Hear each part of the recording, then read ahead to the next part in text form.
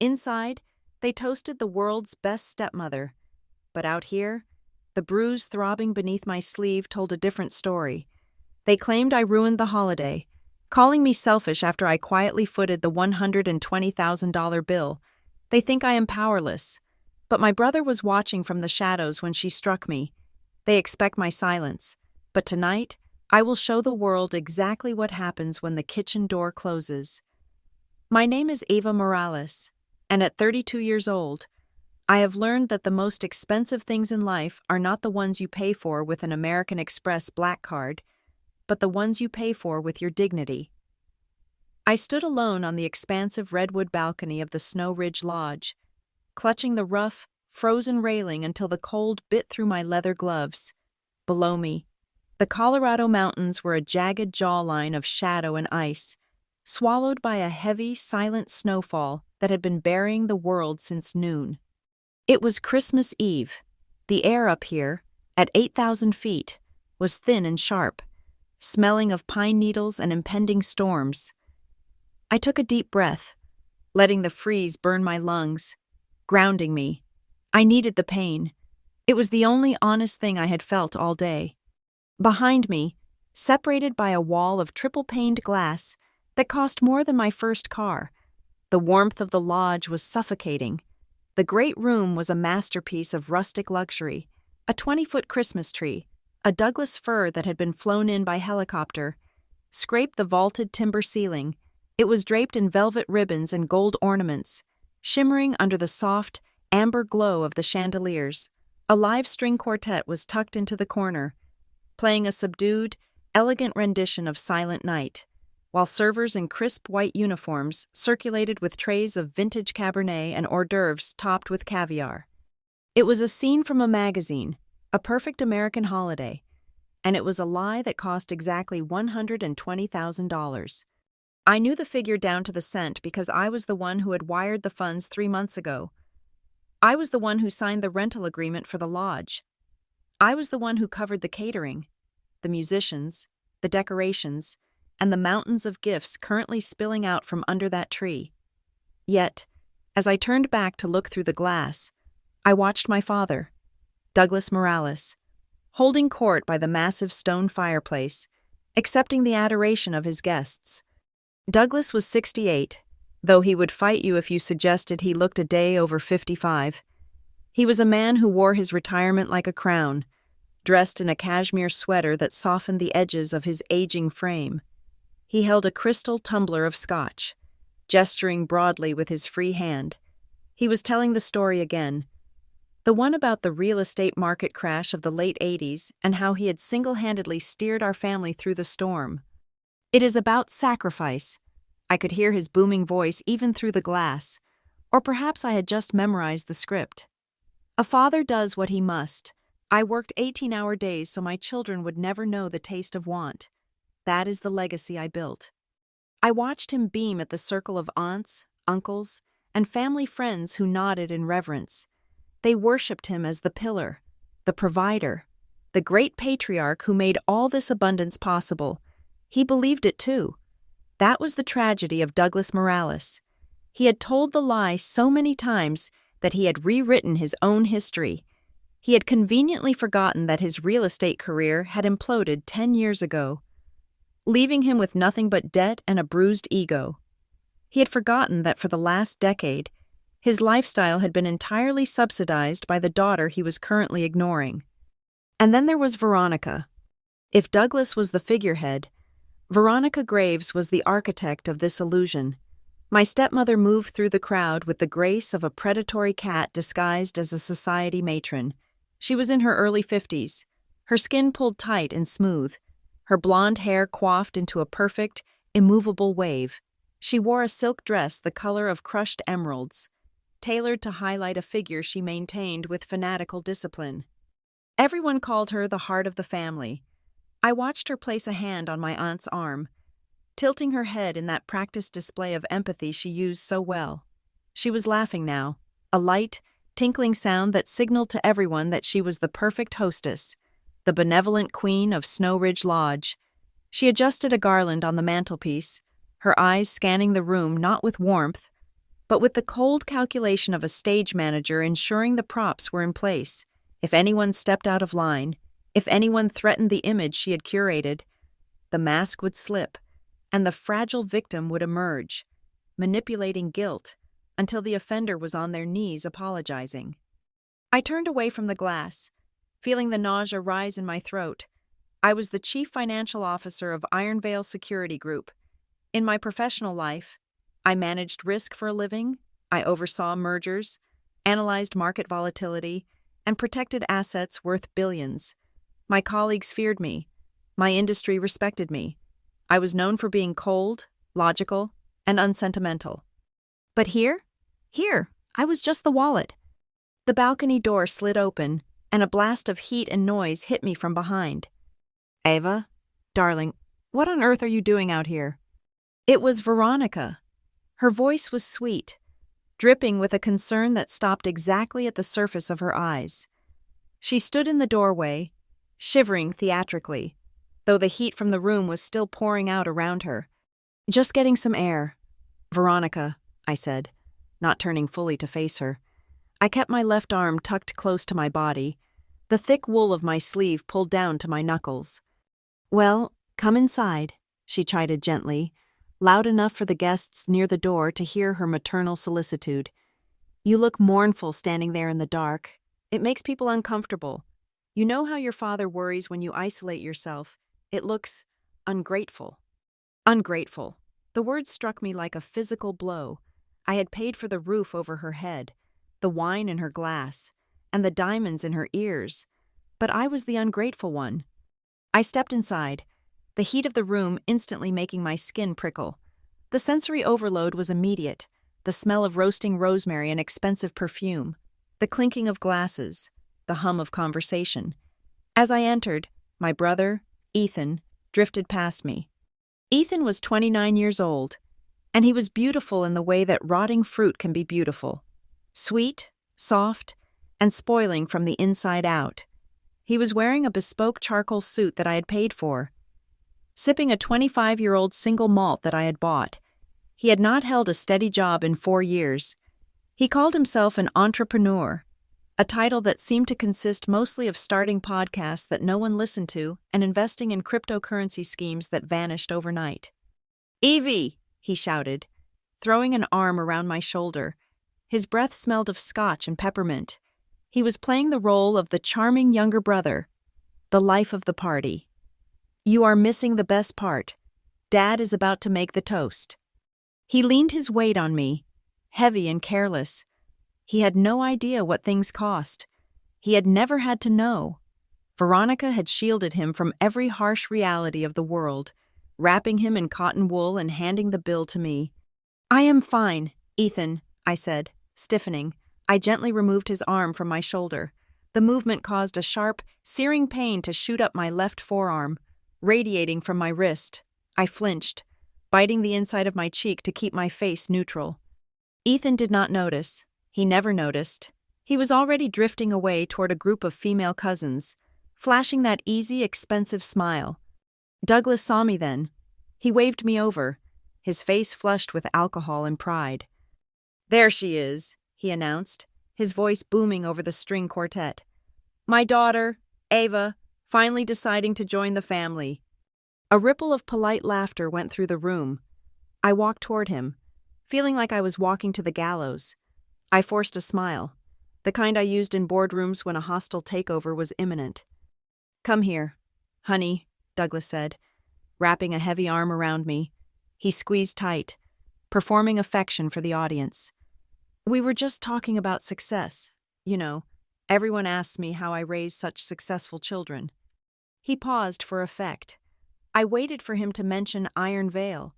I waited for him to say that his daughter was the CFO of a major tech firm, that she had been featured in Forbes, that she managed a team of 200 people. "Ava here," he said, gesturing vaguely at me with his glass, "is doing wonderful things. She works with computers, lots of numbers, spreadsheets and data, right? Keeping the lights on." He chuckled, dismissing my entire career with a wave of his hand. "It pays the bills, I suppose," he added, winking at a business associate of his. She is a worker bee, just like her old man, though I try to tell her, life is not just about staring at screens, right, Ava? You need to stop clicking buttons and start living. The room chuckled again. The sound scraped against my nerves. Clicking buttons. I had restructured a failing division last month that saved the company $4 million. I had negotiated contracts with defense contractors, but to him, I was just a glorified typist who got lucky. Actually, Douglas, a voice slurred from the side. It was Uncle Jerry, my mother's distant cousin, the only person in the room who seemed to be drinking more than Ethan. He was swaying slightly, holding a half-empty wine glass. Actually, Jerry continued, a little too loud. You should be thanking her. This place? Snow Ridge? I looked it up. Do you know what the nightly rate is during Christmas week? It is astronomical. Good thing your girl is loaded. Doug, because I know your pension did not cover the deposit on a place like this. The room went silent. The air was sucked out of the space instantly. The string quartet seemed to stop, though I knew they were still playing softly. It was the one thing that was never spoken, the great taboo. We never talked about money. We never acknowledged who actually paid for the lifestyle. I felt the blood drain from my face. I looked at Douglas.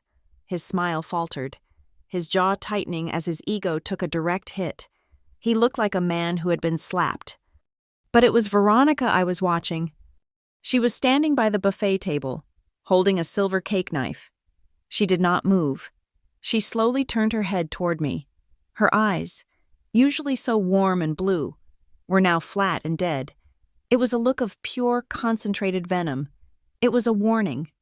Control the narrative, her eyes said. Fix this. Oh, Jerry, Veronica said, her voice light and airy, slicing through the tension like a razor blade. She stepped forward, slipping her arm through Douglas's. You have had too much eggnog. Douglas has always been so generous with us. Eva just helped with the booking logistics. Didn't you, darling? She is so good with the administrative details. She looked at me. The threat was clear. Agree with me, or you will pay for it. My left wrist throbbed. The pain was a hot, rhythmic pulse under my cashmere sweater. It was throbbing in time with my heart. I remembered the kitchen. I remembered the look on her face when the mask had slipped completely just an hour ago. I remembered the sound of the impact. I instinctively reached over with my right hand and gripped my left wrist, pulling the sleeve down further, terrified that the purple and blue bruise might somehow glow through the thick fabric. Yes, I said, my voice sounding hollow and strange to my own ears. Yes, I just handled the booking. Dad took care of everything else. The tension broke. The guests exhaled, relieved that the awkwardness was over. They did not want to know the truth. They wanted the fairy tale. They wanted the generous patriarch and the perfect stepmother. They did not want to know that the daughter was the bank, and the father was a pauper in a king's castle. That is my girl, Douglas said, patting my shoulder a little too hard. He recovered his composure instantly, puffing his chest out. Always modest, just like me. He raised his glass high, signaling that the speech was reaching its crescendo. To family, Douglas bellowed, his voice rich with emotion. Look around you. This is what matters. Not money, not business, but this, love, trust. We are a family that stands together. We have no secrets here. Only love and support. To the Morales family. To the Morales family, the room chorused back. Glasses clinked. Laughter bubbled up again.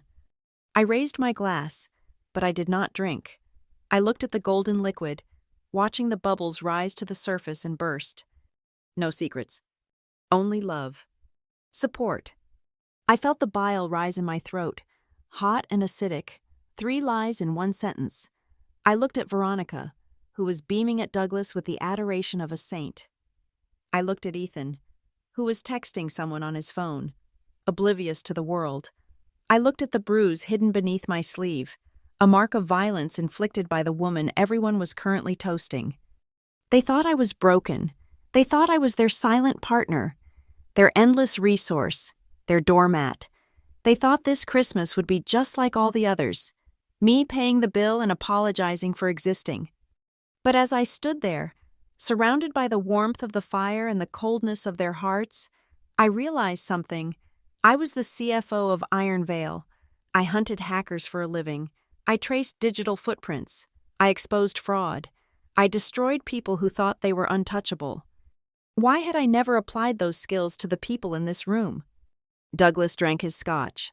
Veronica kissed his cheek. The music swelled. I lowered my glass. I did not drink to lies. Not tonight. Tonight. The invoice was coming due. And for the first time in my life, I was not going to be the one paying it. To understand why I stood on that balcony freezing my hands until they were numb. You have to understand the architecture of my father's second marriage. It was built on a foundation of silence and selective memory, constructed over the ruins of the life we had before. The timeline is etched into my mind like a financial audit. I was 18 years old when my mother died of ovarian cancer. It was a slow, agonizing erosion of the vibrant, laughing woman who used to dance in the kitchen while making paella. Her death left a crater in our house, a silence so loud it made my ears ring. Douglas, my father, did not know how to live in the quiet. He was a man who needed noise, adoration, and a mirror to reflect his own importance. Without my mother to provide that, he began to shrink. Exactly 1 year and 2 weeks after the funeral, he brought Veronica home. They met at a fundraising gala for the local botanical gardens, the kind of event where wealthy people drank champagne to celebrate how charitable they were. Veronica Graves was a widow, or so she said. She was the perfect widow, a role she played with Oscar-worthy commitment. She was tragic, but resilient, beautiful, but approachable, and she looked at my father as if he were the sun around which the entire solar system revolved. The first time she walked into our home, she did not act like a guest. She acted like a surveyor assessing a demolition site. "Oh, Douglas," she had said, her voice a breathless whisper, touching the dusty velvet drapes my mother had sewn by hand. "This place is just so heavy with sorrow. We need to let the light in." And just like that, the erasure began.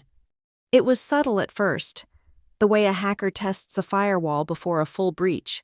A rug was replaced here, a painting was moved there. Then, the photographs began to disappear.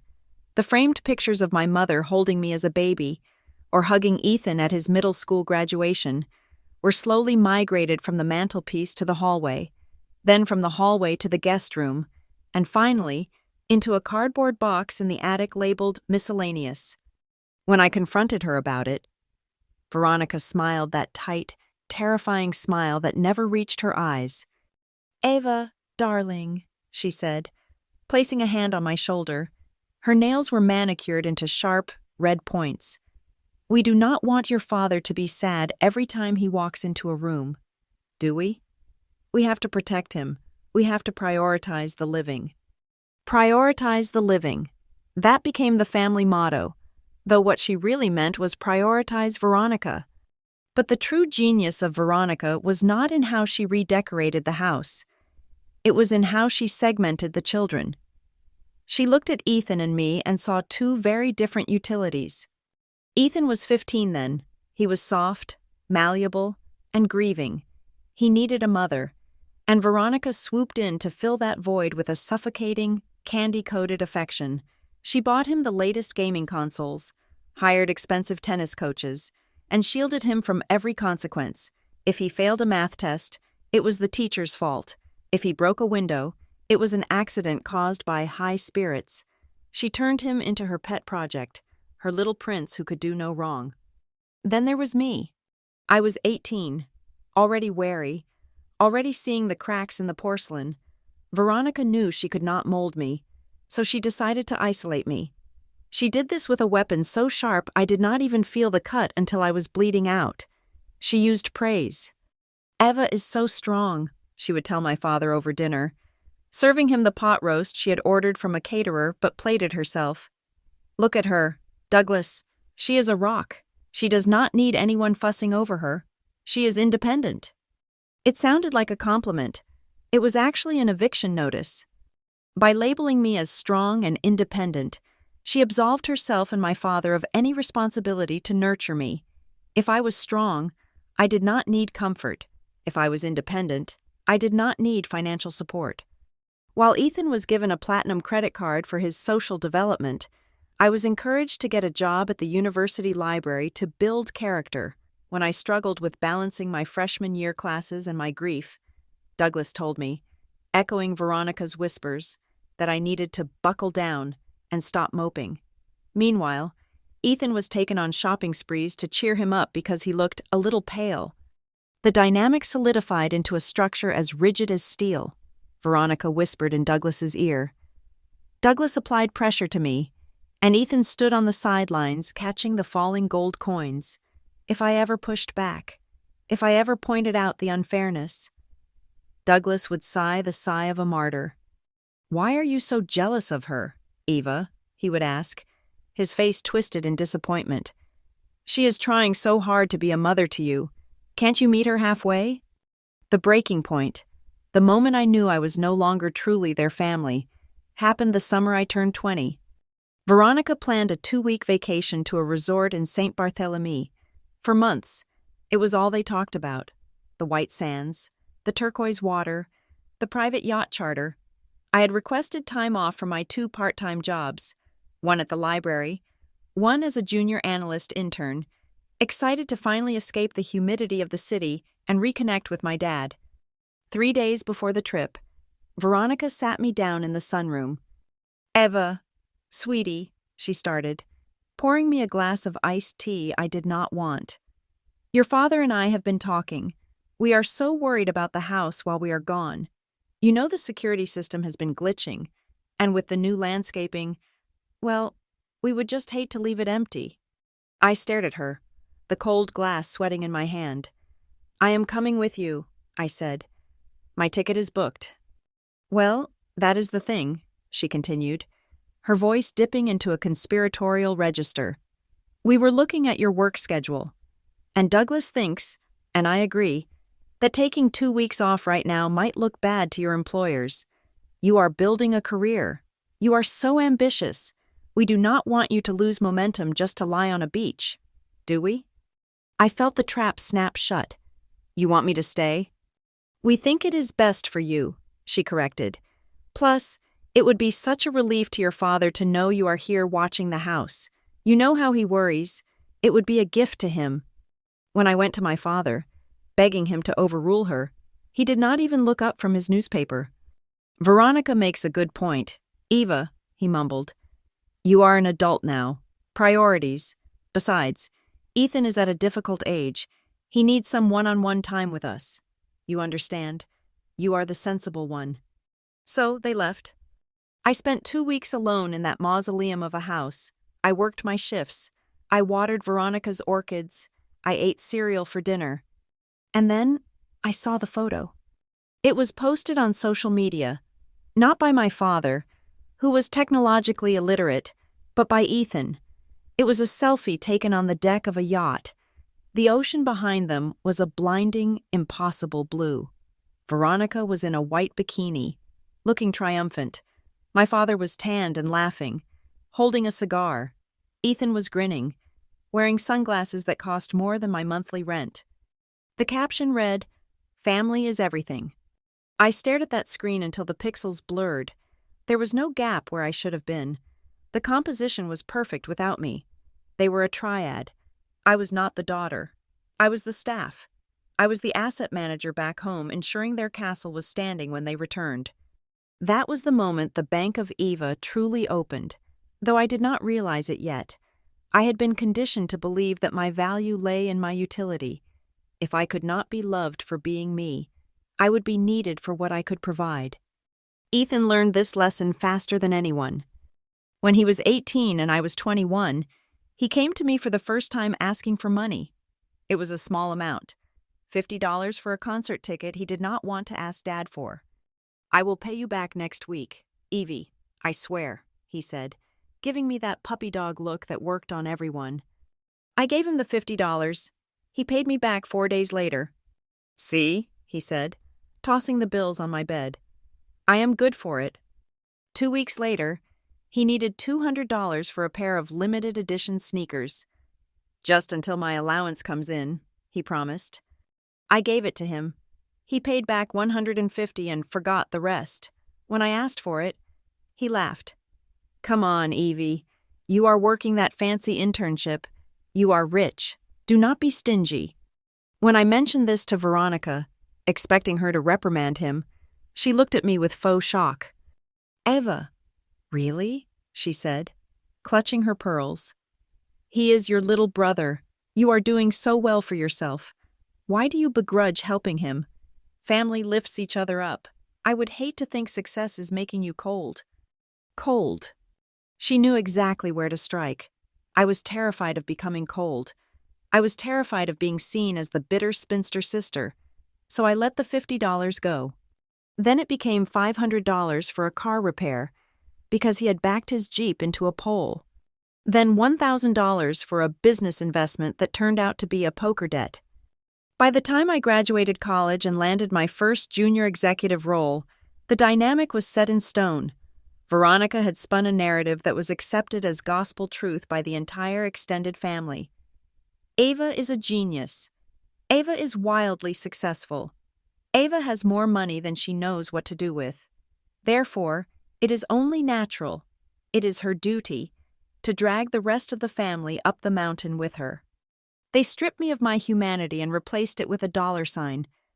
I was not a person with needs, fears, or desires. I was a resource. You do not thank a resource for working. You just expect it to function. I remember one specific night, just before I moved out to my own apartment. I was 22.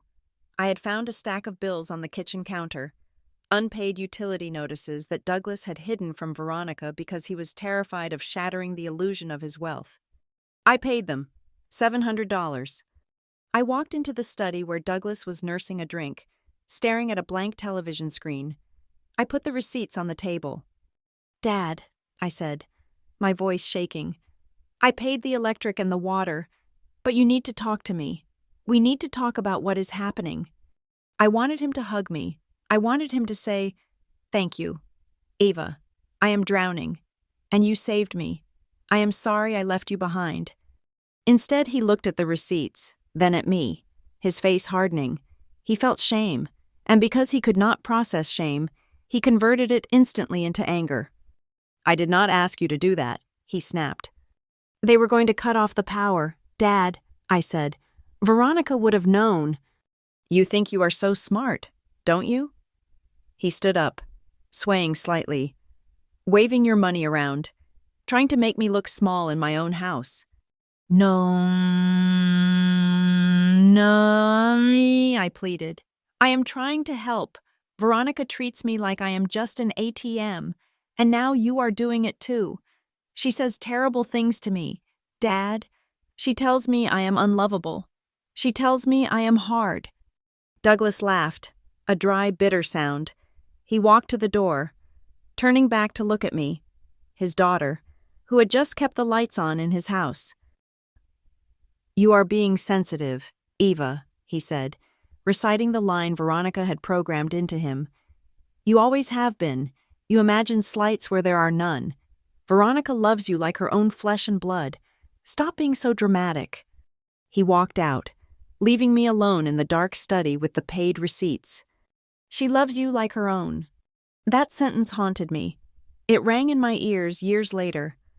Every time I signed a check, every time I covered a mortgage payment, every time I funded one of Ethan's failed startups, I kept paying, desperate to prove that I was good, that I was part of the family, that I was not cold. But standing on the balcony at Snow Ridge Lodge, rubbing the bruise on my arm, I finally understood the truth I had been denying for 14 years. Veronica did love me like her own, because Veronica loved nothing but herself, and to her, I was just an extension of her will, a limb to be used, and if necessary, a limb to be broken. The wind howled outside the glass, but the memory of that study was colder. That was the night the daughter died, and the banker was born. They just did not know that the bank was about to close its doors forever. 2 weeks before the snow began to fall in Colorado, I was sitting in my corner office on the 42nd floor of the Iron Veil Security Group headquarters, staring at a spreadsheet that would have made a weaker woman weep. But I do not weep over numbers, I control them. My journey to this chair, to the title of Chief Financial Officer, was not paved with the nepotism that greased the wheels of my brother's life. It was a climb up a sheer glass wall with no safety rope, while Ethan was finding himself on a gap year in Europe that cost Douglas $30,000. I was working the night shift at a data center to pay for my textbooks at the state university. I lived on instant noodles and adrenaline. I hunted for scholarships with the same ferocity I now use to hunt for fiscal redundancies. When I graduated, I did not have a job waiting for me at a friend's father's company.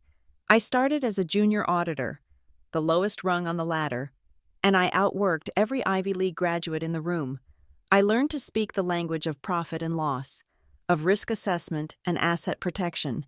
I became cold. I became efficient. I became indispensable.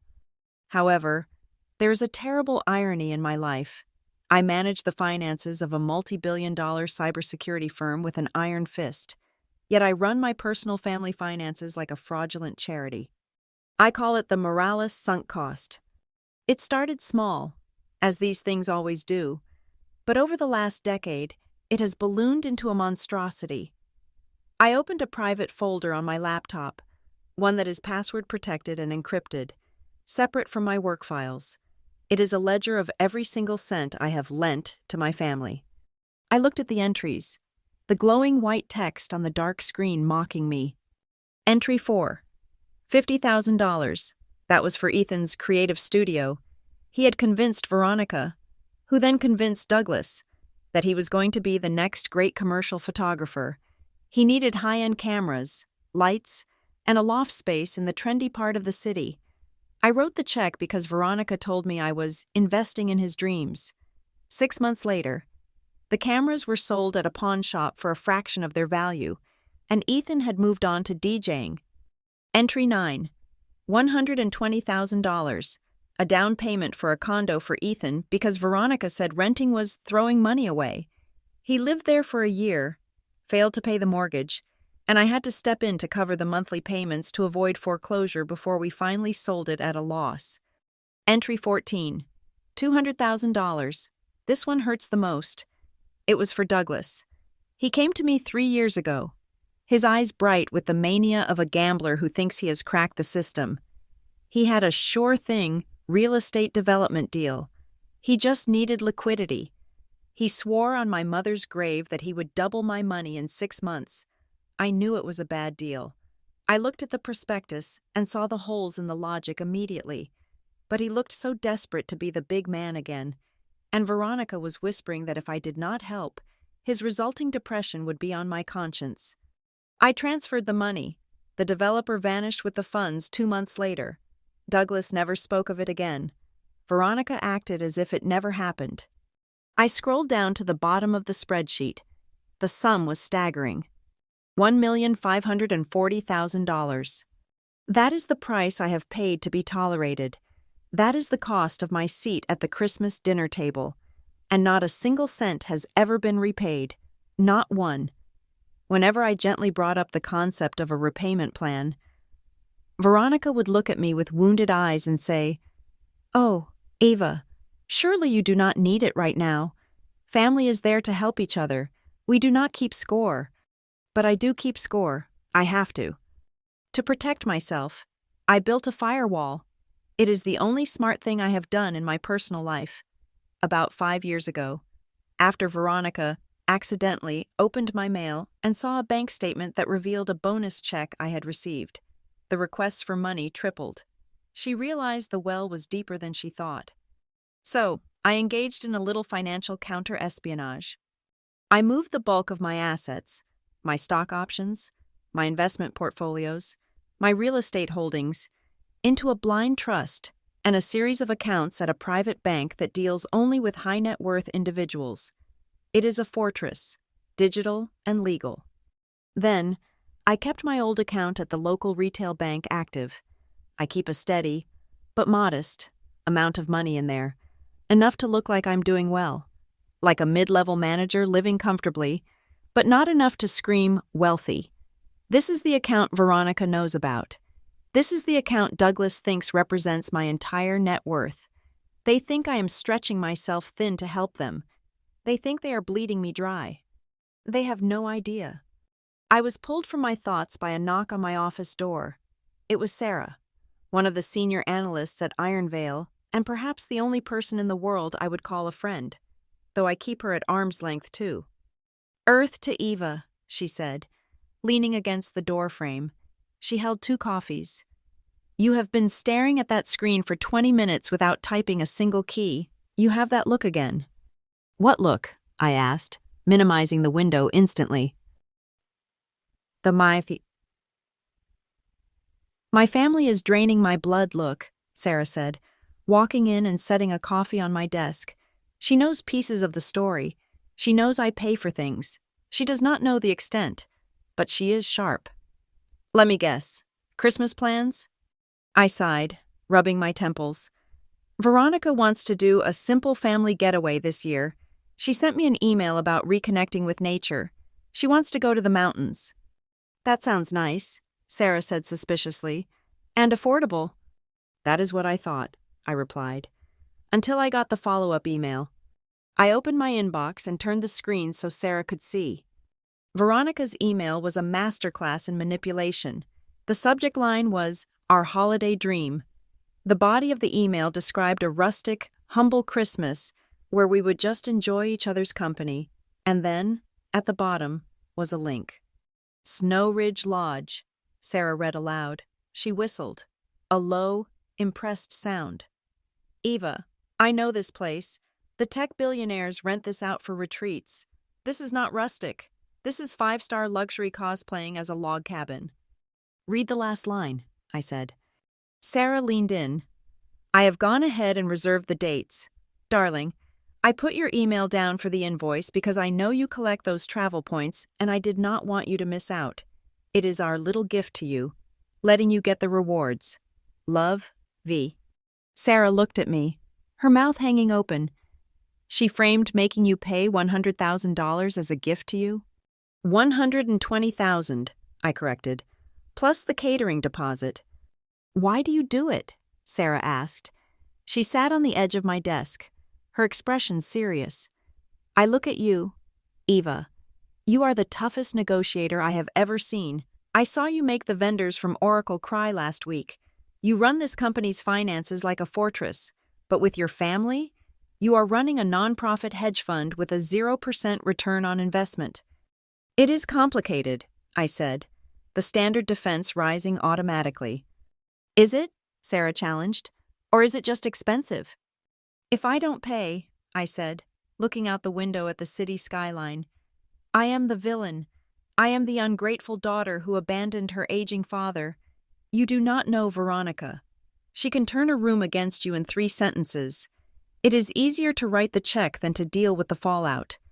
"That is extortion, Eva, not family," Sarah said softly. She stood up to leave. "Just be careful. One of these days, the check is going to bounce, either financially or emotionally." I thought about Sarah's words as I finalized the transfer for the lodge later that afternoon. I told myself the lie I always tell. This is the last time. I have said those words every Christmas, every birthday, every crisis for 10 years. This is the last time, but the goalposts always move. The crises always escalate. I packed my bags for Colorado with a sense of dread that sat heavy in my stomach. I knew what awaited me. Douglas playing the king, Veronica playing the martyr, and Ethan playing the fool. And me? I would be the silent producer, the one backstage making sure the lights stayed on. Now, sitting in the guest suite of the Snow Ridge Lodge, away from the noise of the party downstairs, I felt the vibration of my phone. It was an automated alert from my private bank, a quarterly interest deposit. I opened my laptop, not the work one, but my personal MacBook. I bypassed the decoy desktop and logged into the secure portal of the private bank. The interface was sleek, black and gold. I waited for the 2-factor authentication code. typed it in, and watched the dashboard load. The number on the screen was not 120,000. It was not 1,000,000. It was a number that represented freedom. It was a number that meant I could walk away from Iron Vale, from this family, from everything, and never work another day in my life. It was a fortress of solitude built on aggressive stock options, early crypto investments that I actually researched, unlike Ethan, and compounding interest over 12 years of living well below my means. My net worth sat there, silent and powerful, 8 figures.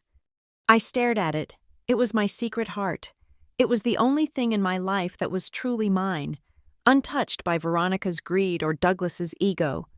If they knew, the thought chilled me more than the snow falling outside. If Veronica knew the true extent of what I had, she would not just ask for a vacation. She would consume me. She would feel entitled to it. She would rewrite history to claim that my success was entirely due to her nurturing, and therefore, the dividends belonged to the family estate. Douglas would see it as his redemption. He would try to take control of it to prove he was still a businessman. Ethan would see it as an endless party. I closed the laptop shut, my heart hammering against my ribs. I had to be careful. I had been sloppy lately. I had let my guard down with the decoy account, leaving statements where they could be found. I stood up and walked to the mirror. I checked my makeup. Ensuring the bruise on my arm was covered by my sweater, I looked at the woman in the reflection. She looked tired. She looked rich. She looked like a victim. "No more," I whispered to the empty room. But as I turned to head back downstairs to the party that I had paid for, to the people who despised me while drinking my wine, I did not know that the war had already started. I did not know that while I was guarding the fortress, they were already picking the lock on the back door. I put on my smile, the one that cost me nothing but my soul, and walked out into the hallway. I had a role to play. I was the wallet, and the wallet had to go be emptied one last time. The dinner was a masterclass in culinary theater. We were seated at a long mahogany table that stretched beneath a chandelier made of actual elk antlers, a rustic touch that probably cost more than my first car. The meal was a 5-course affair featuring roast duck with a cherry glaze, truffle mashed potatoes, and a wine that tasted like velvet and old money. I sat at the far end of the table, watching the candlelight flicker against the crystal glasses. My appetite had vanished somewhere between the appetizers and the salad, replaced by a tight knot of dread in my stomach. I knew this pattern. I knew the rhythm of my family, the excessive luxury, the forced cheer, the abundance of alcohol. It was all a prelude. They were fattening the calf before the slaughter. Douglas stood up, tapping his fork against his wine glass. The sharp ding-ding-ding cut through the murmur of conversation. "Attention, everyone!" he bellowed, his face flushed with the kind of happiness that only expensive scotch and an audience could provide. "I want to propose a toast." The room went silent. 20 faces turned toward him. Cousins, aunts, a few business associates he was trying to impress. "To my beautiful wife, Veronica," Douglas said, raising his glass toward her. She sat at the other end of the table, feigning surprise, her hand fluttering to her chest. "Look around you. This winter wonderland? This feast? It is all her vision. She worked tirelessly for months to bring us all together. She is the glue of this family, the heart of the Morales clan." "Here, here!" shouted Uncle Jerry. Douglas beamed, basking in the applause directed at his wife. Then, almost as an afterthought, his eyes flickered to me. "And of course," he added, his tone shifting from reverent to casual, "a small thank you to Eva, who helped out with some of the booking deposits. Good to have you on the team, kiddo." Booking deposits. I stared at him, gripping the stem of my wine glass so hard I thought it might snap. I had paid the entire invoice. I had paid for the duck on his plate. I had paid for the chair he was sitting on. By reducing my contribution to some booking deposits, he was not just minimizing me, he was erasing the reality of their dependence. He was signaling to everyone in the room that he was the provider, and I was just the assistant. "To family!" Douglas roared.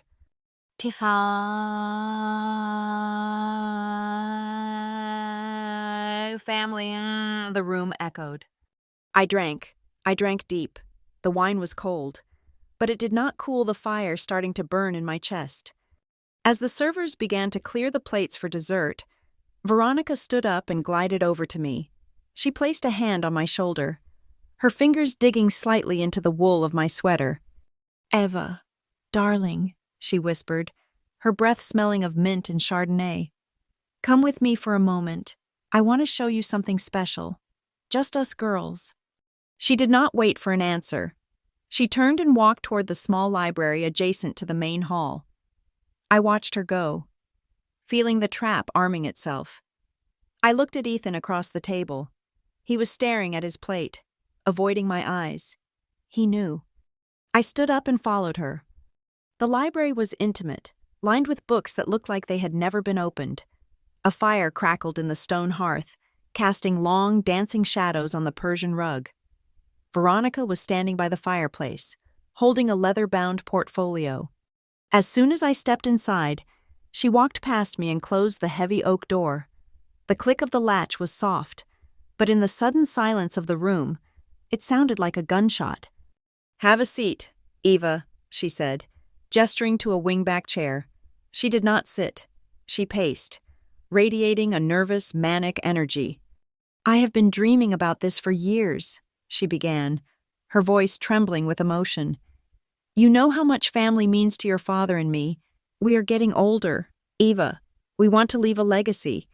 We want a place where the cousins can grow up together, where you can bring your own children one day." She opened the portfolio and placed it on the small table between us. It was a glossy real estate brochure. Lake Whitefish, Montana, the sanctuary. I looked at the photos.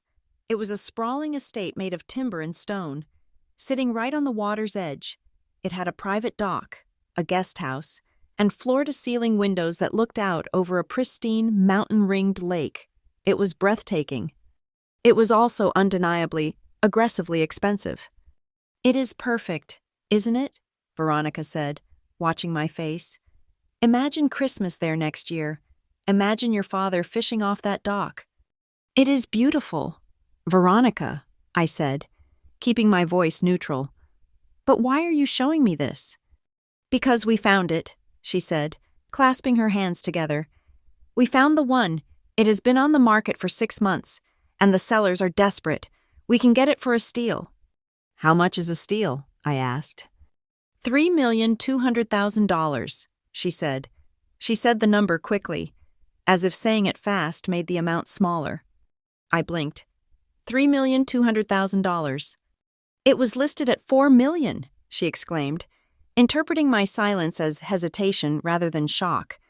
"It is an incredible investment. Real estate in Montana is exploding right now."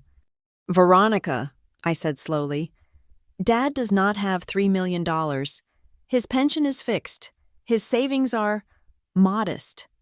She smiled, a benevolent, patient smile. "Oh, silly, we know that. That is why we need you to buy it." I felt the air leave the room. "Me? You are the only one with the credit score and the liquid assets to secure the loan quickly," she explained, as if asking me to pick up a gallon of milk. "We figured you could put the down payment, 20%, about $640,000, and take out the mortgage in your name. We will call it the Morales family estate, but legally, it will be yours. See? We are thinking of your portfolio." "And the monthly payments?" I asked. "The property taxes? The insurance? The maintenance on a property that size? Who pays for that?" Veronica waved her hand dismissively. "Oh, Eva, with your salary? Those costs are negligible. You make more in a bonus check than most people make in a decade. Besides, think of it as your contribution. This is how you show your love. This is how you say thank you to the family that raised you." The door opened then, and Douglas walked in, followed closely by Ethan. It was a coordinated ambush. They had been waiting for the signal. "Did she show you?" Douglas asked, rubbing his hands together. He looked at the brochure with hungry eyes. "A beauty, isn't she? I can already see myself on that deck." "Dad," I said, standing up, Veronica is asking me to buy a $3 million vacation home. We are asking you to invest in the family, Douglas corrected, his face hardening. Why do you always have to make it sound so transactional?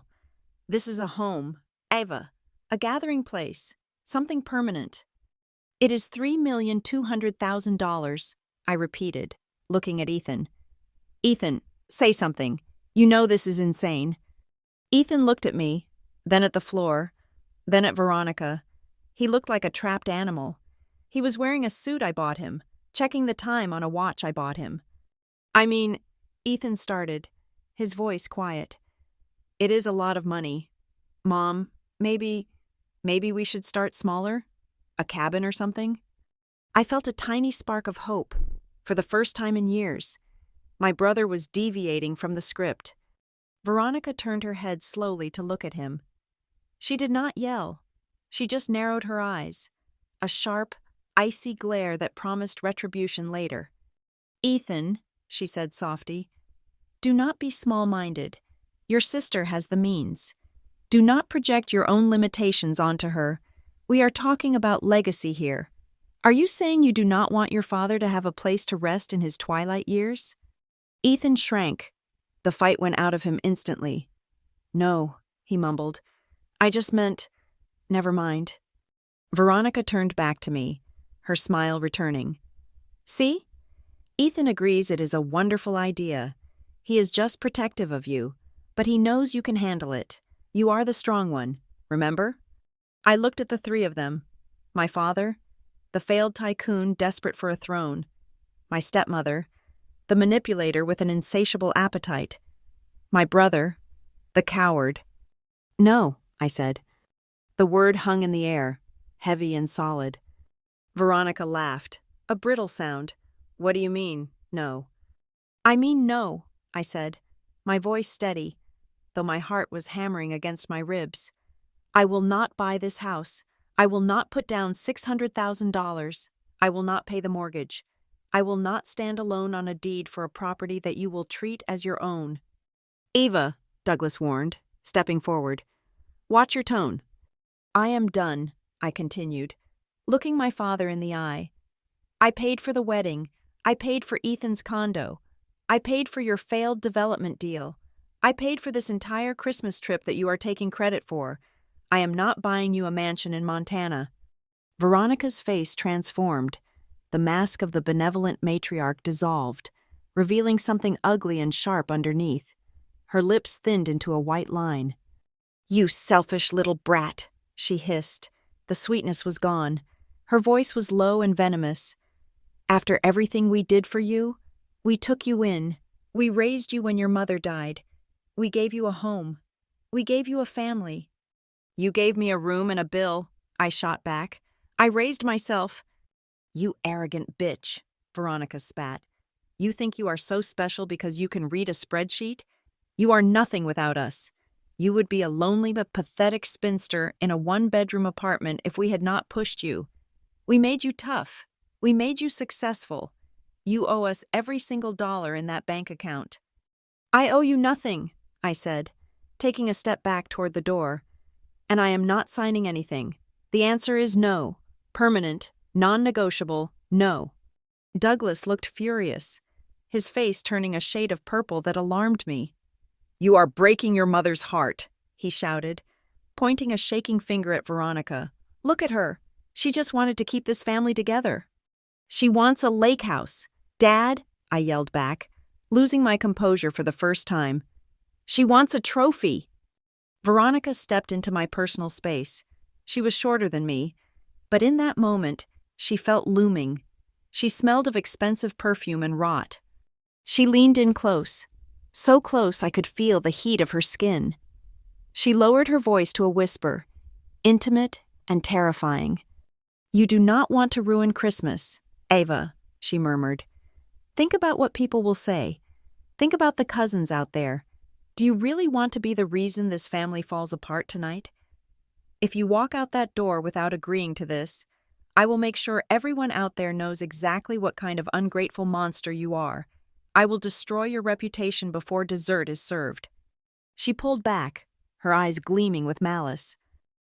Now, she said, her voice returning to a normal volume, sweet and poisonous. Why don't we go to the kitchen? I need help with the pie. We can discuss the transfer details while we whip the cream. It was not a request. It was a command, and it was a dare. I looked at Douglas, who was refusing to meet my eyes. I looked at Ethan, who was staring at his shoes. I looked at the heavy oak door. Fine, I said, my voice cold. Let's go to the kitchen. I walked out of the library, my hands shaking, not from fear, but from a rage so pure it felt like clarity. I knew what was coming. I did not know how far she would go, but I knew the conversation was not over. I followed her toward the kitchen, leaving the men behind in the silence of their shame. The walk from the library to the kitchen felt like a march to the scaffold. Though the executioner was walking beside me in Gucci heels, the hallway was lined with black and white photos of strangers skiing in the 1950s, their frozen smiles mocking the tension radiating off Veronica. She hummed a Christmas carol under her breath, a dissonant, cheery sound that made the hair on my arms stand up. We pushed through the swinging double doors into the kitchen. It was a professional-grade space, all stainless steel and granite, cold and sterile under the harsh fluorescent lighting that the chef used for prep work. The catering staff had cleared out for the hour to let the family enjoy their private time, leaving the industrial dishwasher chugging rhythmically in the corner. It was a low, mechanical roar that effectively created a soundproof bubble around us. Veronica moved to the island, picking up a bowl of heavy cream and a whisk. She did not look at me. She started whisking, the metal scraping against the glass with a sharp, repetitive noise. "You are being very difficult, Eva," she said, her voice conversational, as if commenting on the weather. "Douglas is very upset. You know his heart isn't what it used to be. Do you want to be responsible for him having a stroke on Christmas Eve?" I leaned against the counter, crossing my arms to protect my chest. "Stop it, Veronica. Stop using his health as a weapon. He is fine. He just drank 3 scotches and ate a pound of duck." "He is fragile," she snapped, the whisk stopping abruptly. She looked up, her eyes wide and wet with performed emotion. "He needs this, Eva. He needs to feel like he has provided a legacy for us. Why can't you just give him this one thing? You have so much. You sit on that pile of money like a dragon, while your family, your real family, scrapes by." "Scrapes by?" I laughed, a dry, humorless sound. "You are wearing a $4,000 dress. We are in a lodge that cost me $120,000. You do not scrape by, Veronica. You float on a sea of my cash." "We invested in you," she cried out, slamming the whisk down. Cream splattered onto the pristine granite. "Who do you think you are? You are nothing without us. We took you in. We molded you, Douglas and I. We sacrificed our best years to guide you. And this is how you repay us? By counting pennies?" "I am not counting pennies," I said, my voice rising over the hum of the dishwasher.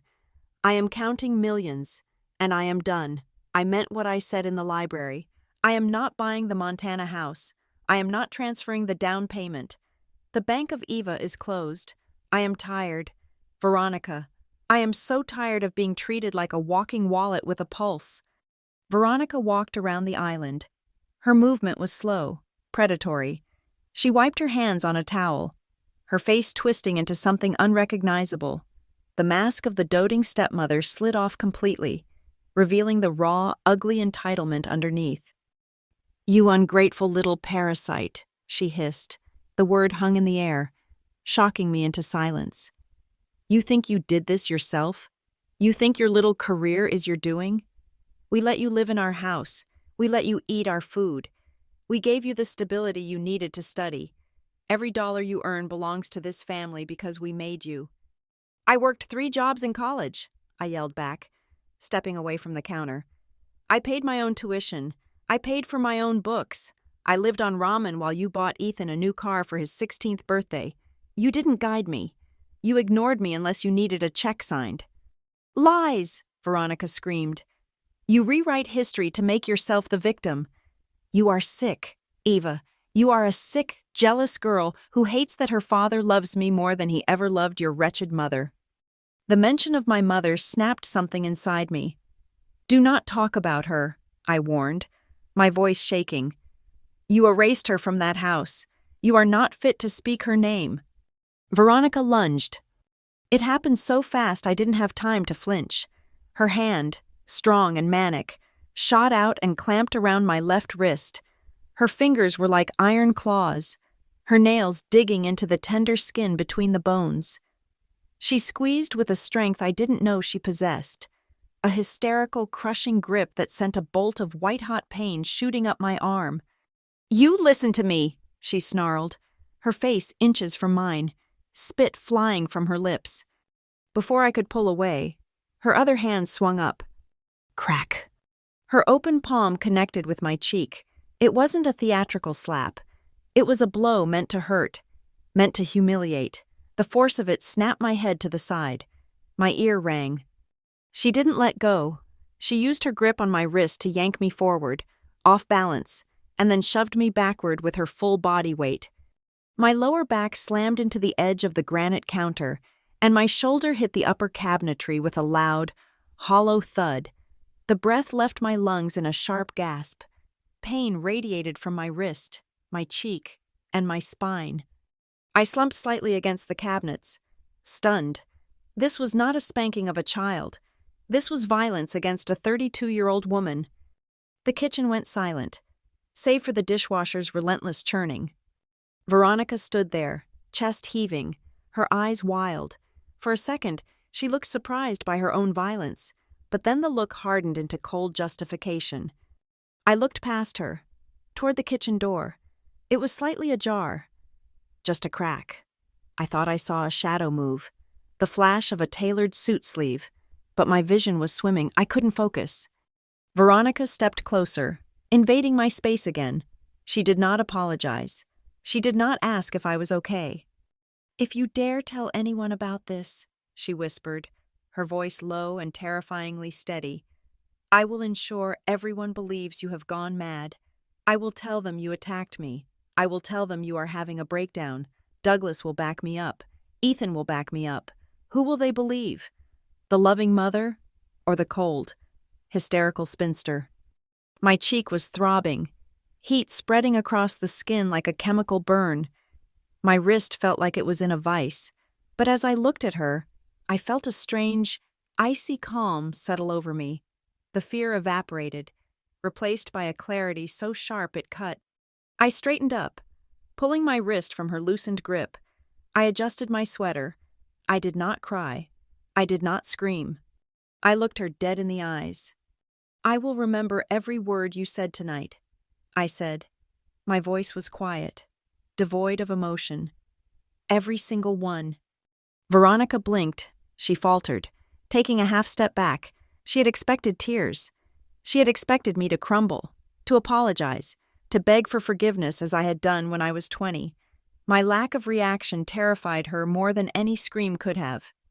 "Fix your face," she muttered, turning away to hide her shaking hands. "We have guests." I did not answer. I walked past her, my shoulder brushing hers, and exited the kitchen. I did not see anyone in the hallway, though the air felt disturbed, as if someone had just fled. I climbed the stairs to my room, my legs feeling heavy and wooden. Inside the guest suite, I locked the door. I walked into the bathroom and turned on the cold water. I stared at the mirror.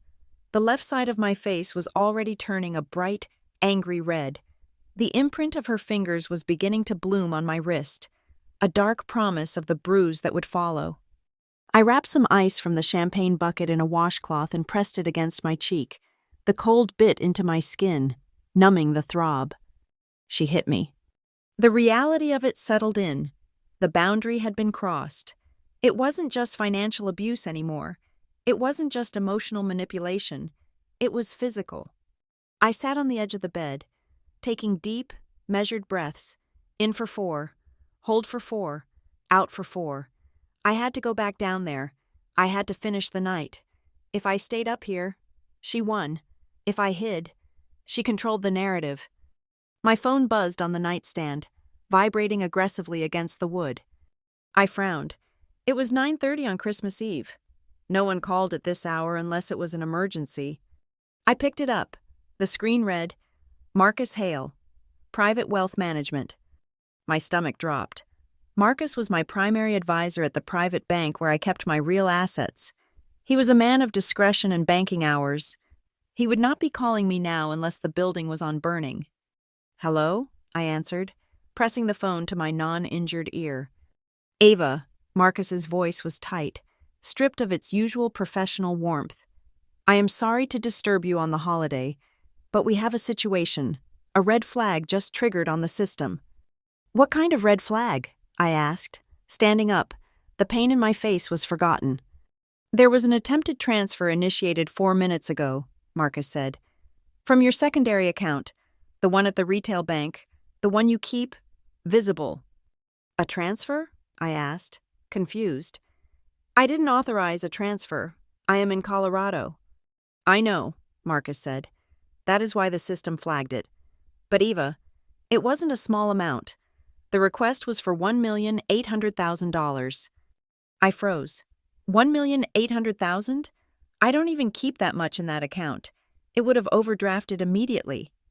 Exactly, Marcus replied. The request was to liquidate the savings and push the checking into a negative balance authorized by your overdraft protection, essentially trying to drain everything plus a massive line of credit. But that is not the concerning part. What is the concerning part? I asked, my grip on the phone tightening. The attempt was made using your correct Social Security number, your mother's maiden name as the security answer, and your old PIN, Marcus said. And the IP address trace shows the request originated from a device connected to a Wi-Fi network named Snow Ridge Guest. The room seemed to tilt. Snow Ridge Guest. That was the network I was currently connected to. That was the network for this lodge. Someone was in this house. Someone downstairs had my Social Security number. Someone had my old PIN, the one I used for years before I upgraded my security. The one I used when I was 22 and still trusted my family. Did it go through? I asked, my voice barely a whisper. No, Marcus assured me. The velocity filter blocked it. It was too large, too fast, and the device fingerprint didn't match your usual laptop. We have locked the account.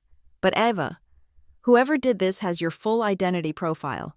They have your tax returns. They have your history. I walked to the window.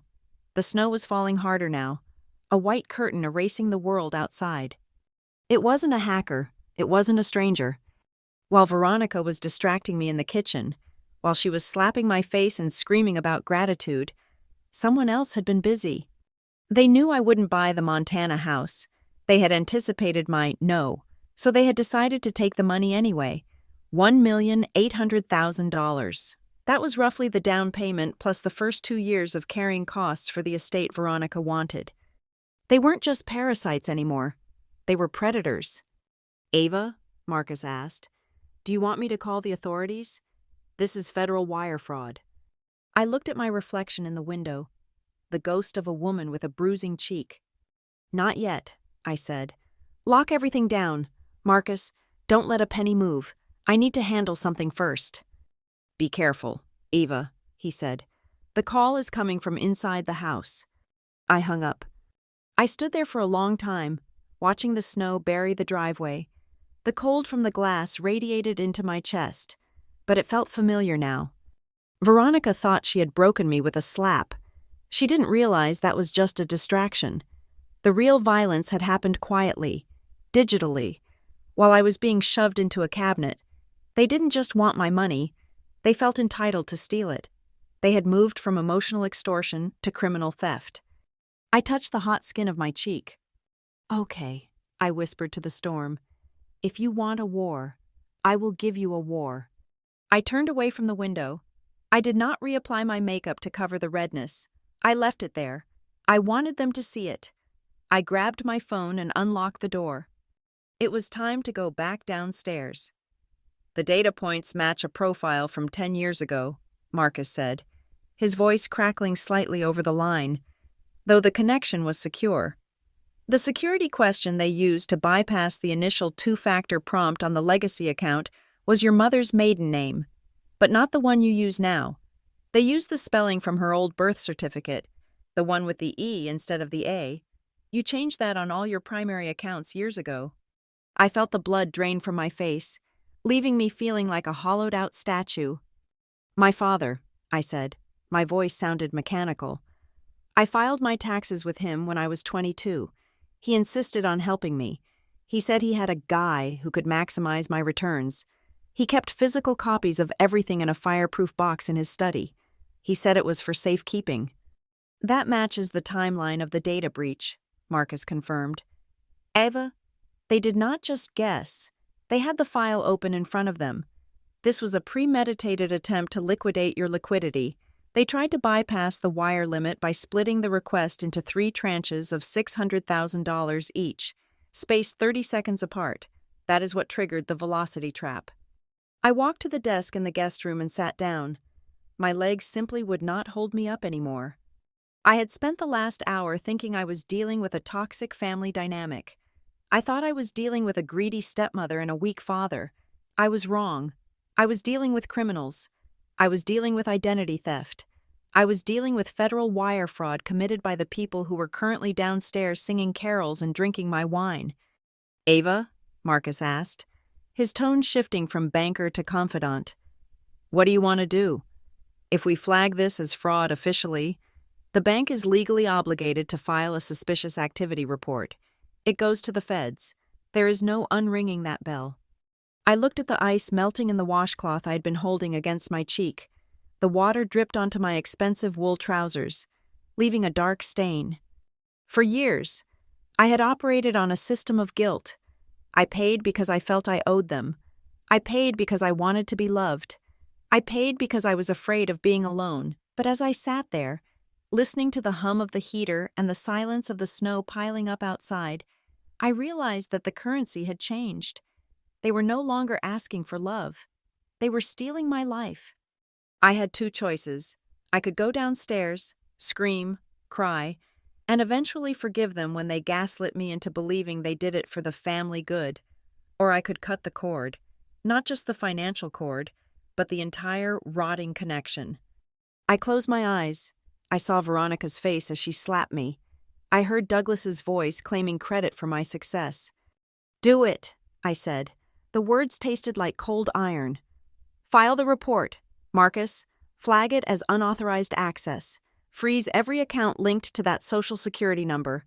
And Marcus? Yes? Call Monica Reyes, I said. Tell her I am triggering the emergency retainer. I need her here, tonight. Eva, it is Christmas Eve. Marcus hesitated. Monica is in Denver. The roads are terrible. She has a driver, and she likes my money, I said, my voice hardening.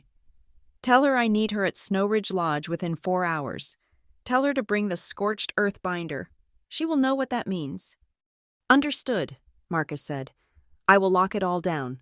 Good luck, Ava. The line went dead. I sat in the silence for a long moment. My heart was not racing. It was beating with a slow, heavy thud. I felt a strange sense of detachment. This was how I felt during a hostile takeover. The emotions were distractions.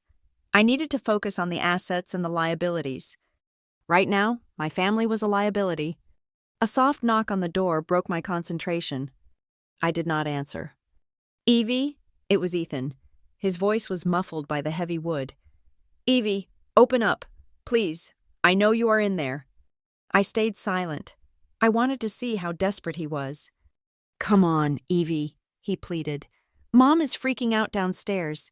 Dad is pacing. They sent me to check on you. Just let me in. We can talk. I stood up, walked to the door, and unlocked it. I did not open it. I turned around and walked back to the window, keeping my back to him. I heard the door creak open. I heard his footsteps on the carpet, hesitant, shuffling. He came into the room like a dog expecting to be kicked. Jesus, Evie, he said, his voice dropping. He must have seen my face in the reflection of the window. The redness on my cheek was impossible to miss. Close the door. Ethan, I said. I did not turn around. He closed it. I heard the lock click. Look, he started, the words tumbling out of him in a nervous rush. Mom is, you know how she gets. She is under a lot of pressure. She wanted this night to be perfect. She feels terrible. Evie, really. She told me to tell you she's sorry. She said she just got emotional because she cares so much about us staying together. I turned around slowly. Ethan was standing by the foot of the bed. He looked ridiculous in his bespoke suit, like a child playing dress-up. He was wringing his hands, a nervous tic he had had since he was 10. He looked at me, then looked away, unable to hold my gaze. She cares so much, I repeated flatly. Is that what she told you? That she hit me because she cares? She didn't mean to, Ethan started, then stopped. He sighed, running a hand through his perfectly styled hair. She said it was an accident, that things got heated, that you slipped. I slipped, I said, into her hand, repeatedly. Evie, come on, he whined, the old dynamic trying to reassert itself. Don't be like this. Just come downstairs. Dad is going to make a speech. We can smooth this over. You know, if you stay up here, it just makes it worse. They will say you are being dramatic. Let them say it, I said. I walked toward him. I want to know one thing. Ethan, and if you lie to me, I swear to God, I will cut you off so completely you will forget what my name sounds like. He flinched. What? What did you see? I asked. I saw the door move. I saw a shadow. You were outside the kitchen, weren't you? Ethan went pale. He opened his mouth to deny it, to play the oblivious little brother, but something in my face stopped him. He saw the bruise. He saw the ice in my eyes. He realized that the sister who used to bail him out was not in the room anymore. He slumped. I was coming to get a refill, he whispered. I heard shouting.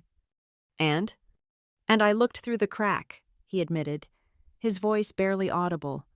I saw her grab you. I saw her hit you.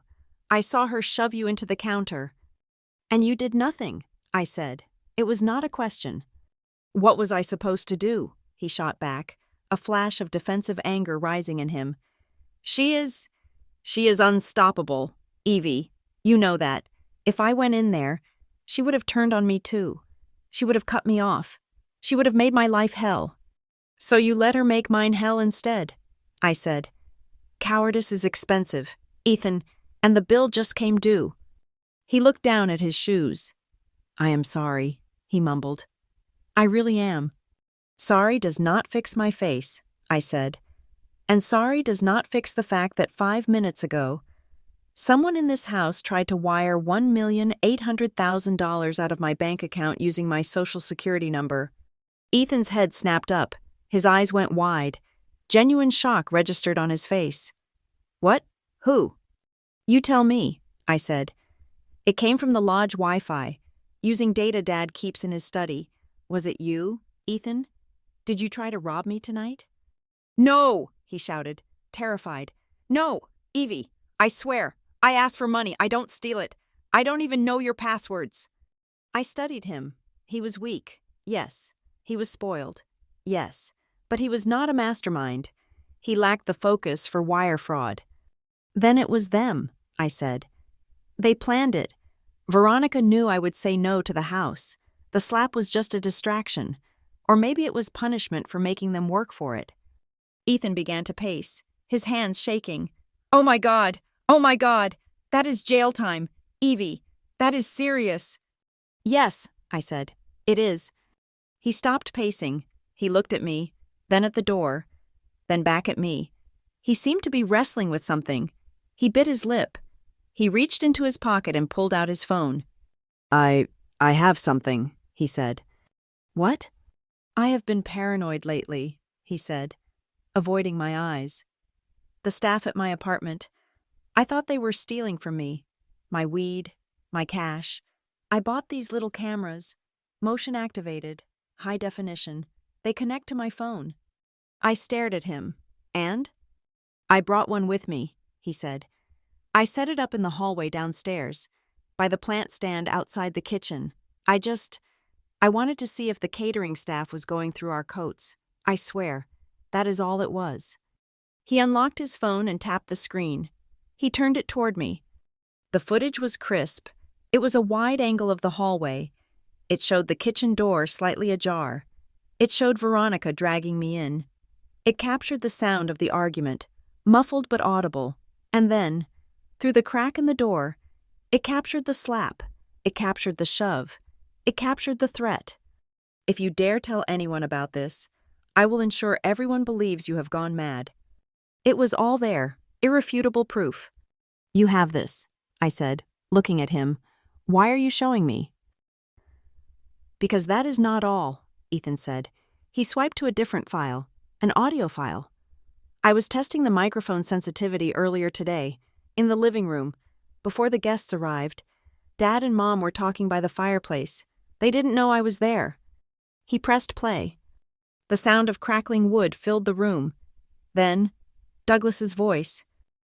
She is going to say no. Ronnie, you know she is. She is stubborn. Then Veronica. Let her say no. It does not matter. I found the old tax returns in your box. The ones from 2014. The social is right there. We can just fill out the transfer authorization online. We will do it during the party. Use the guest Wi-Fi so it doesn't track to our phones. That is risky, Douglas said, but he didn't sound like he wanted to stop it. He sounded like he wanted to be convinced. It is a bridge loan, Veronica said, her voice silky. We are just taking what we need for the deposit. Once the house is ours, she will be angry, sure, but she will get over it. She always does. She is desperate for us to love her. She will pay the mortgage just to keep coming to Christmas dinner. We are doing her a favor, really. We are helping her share. Ethan stopped the recording. The silence in the room was deafening. She will get over it, I whispered. She is desperate for us to love her. It was the final nail in the coffin. They didn't just see me as a bank. They saw me as a pathetic, lonely child who could be abused and robbed because I had nowhere else to go. They were banking on my trauma. They were betting on my weakness. I looked at Ethan. For the first time, I saw him clearly. He was a leech. Yes, but he was also a hostage. He had lived in the same house, under the same roof, watching them dissect me for parts. He had learned helplessness as a survival strategy. But tonight, he had handed me the knife. Why? I asked him. Why are you giving me this? You know this destroys them. You know if I use this, the gravy train stops. No more condo, no more allowance, no more safety net. Ethan looked at the phone in his hand. His knuckles were white. Because she hit you, he said, his voice cracking. And because in that recording, after they talked about robbing you, they talked about me. What did they say? Dad asked if they should set aside some of the stolen money for me, Ethan said, tears welling in his eyes. And Mom said, she said, why bother? Ethan is happy with crumbs. He's too stupid to know the difference between a feast and a scrap. We will just buy him a new watch and he will shut up. He looked up at me, a single tear tracking down his face. I am not stupid, Evie. I am useless, maybe, but I am not stupid. I walked over to him. I placed my hands on his shoulders. He flinched, expecting pain, but I held him firm. You have a choice, Ethan, I said. My voice was low, intense. Right now, tonight, the lawyers are coming, the police are coming. I am going to burn their little kingdom to the ground. I am going to expose the fraud, the assault, the lies, everything. He trembled under my hands. You can stand with them, I said. You can go back downstairs, delete those files, and pretend this never happened. You can hope they keep feeding you crumbs until they die. I tightened my grip. Or, I said, you can send me those files.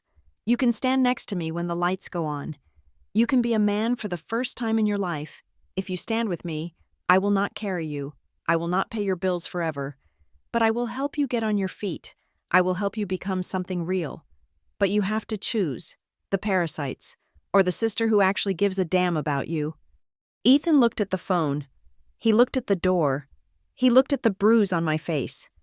The sounds of the party drifted up from the floor below. Laughter, music, the clinking of glass.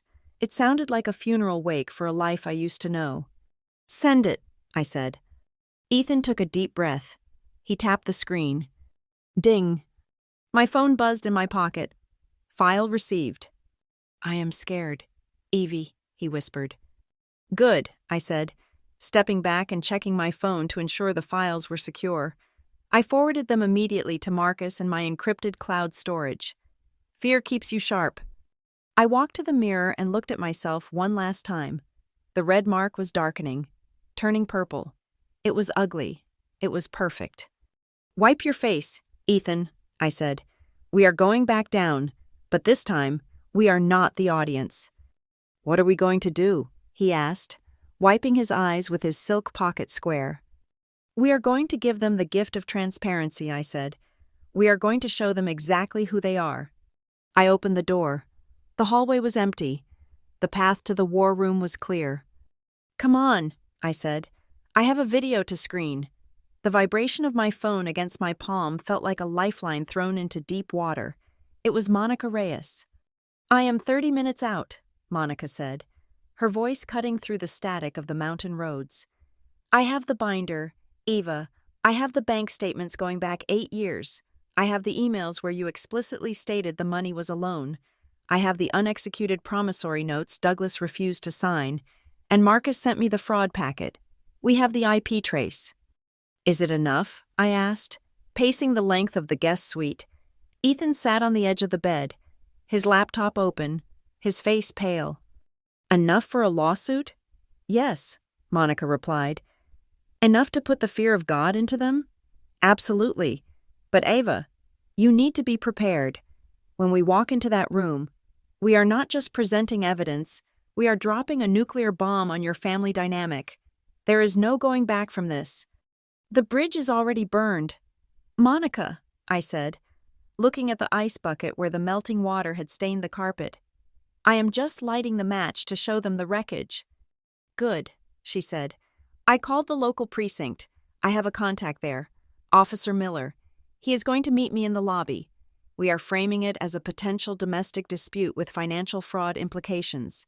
He will be there to ensure peace, but if you want to press charges for the assault, he is ready to take the statement." "I want him there," I said. "I want witnesses." I hung up and turned to Ethan. He looked like he was vibrating with anxiety. "Okay," I said, my voice shifting into the cool command tone I used during boardroom crises. "We have 20 minutes before I need to be downstairs. I need to secure the perimeter." I walked out of the room, motioning for Ethan to follow.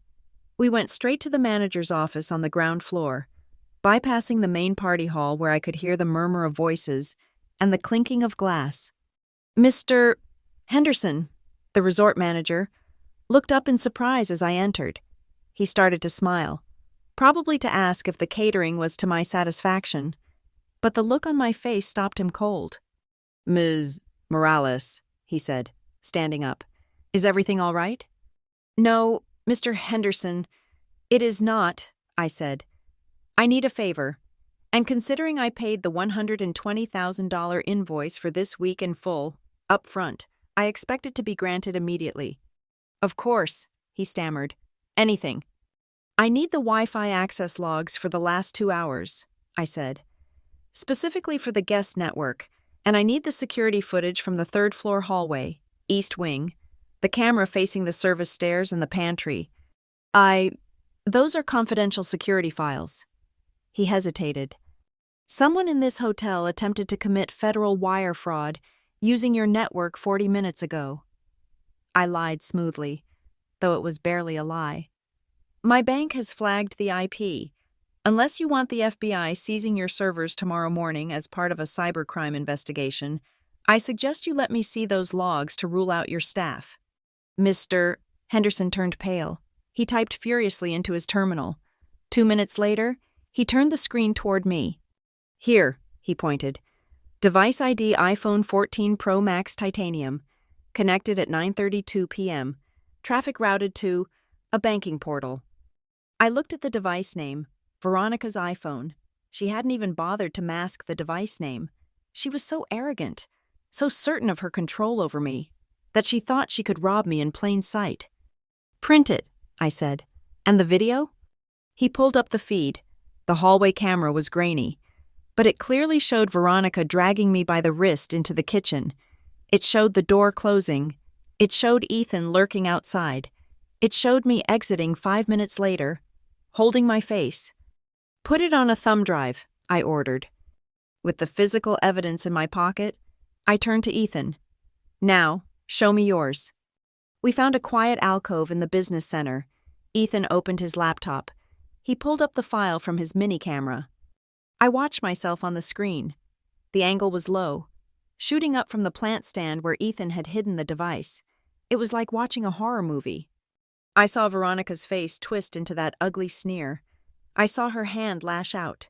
The sound was sickeningly clear, the wet thwack of flesh on flesh, followed by the thud of my body hitting the cabinets. "If you dare tell anyone about this, I will ensure everyone believes you have gone mad." Her voice was clearer than I expected. The threat hung in the air between us. "And the audio?" I asked Ethan. He clicked the next file. It was the recording from the living room. I listened to my father's voice, the voice that used to read me bedtime stories, the voice I had spent my life trying to please. "If she knows, who cares?" Douglas's voice laughed. It was a dismissive, cruel sound. "Money is money. She will cry about it for a week, and then she will pay the mortgage. She always does. It's family money anyway.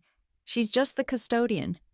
I felt a coldness spread through my chest that had nothing to do with the winter storm outside. Custodian. That is all I was to him, a temporary holder of his wealth.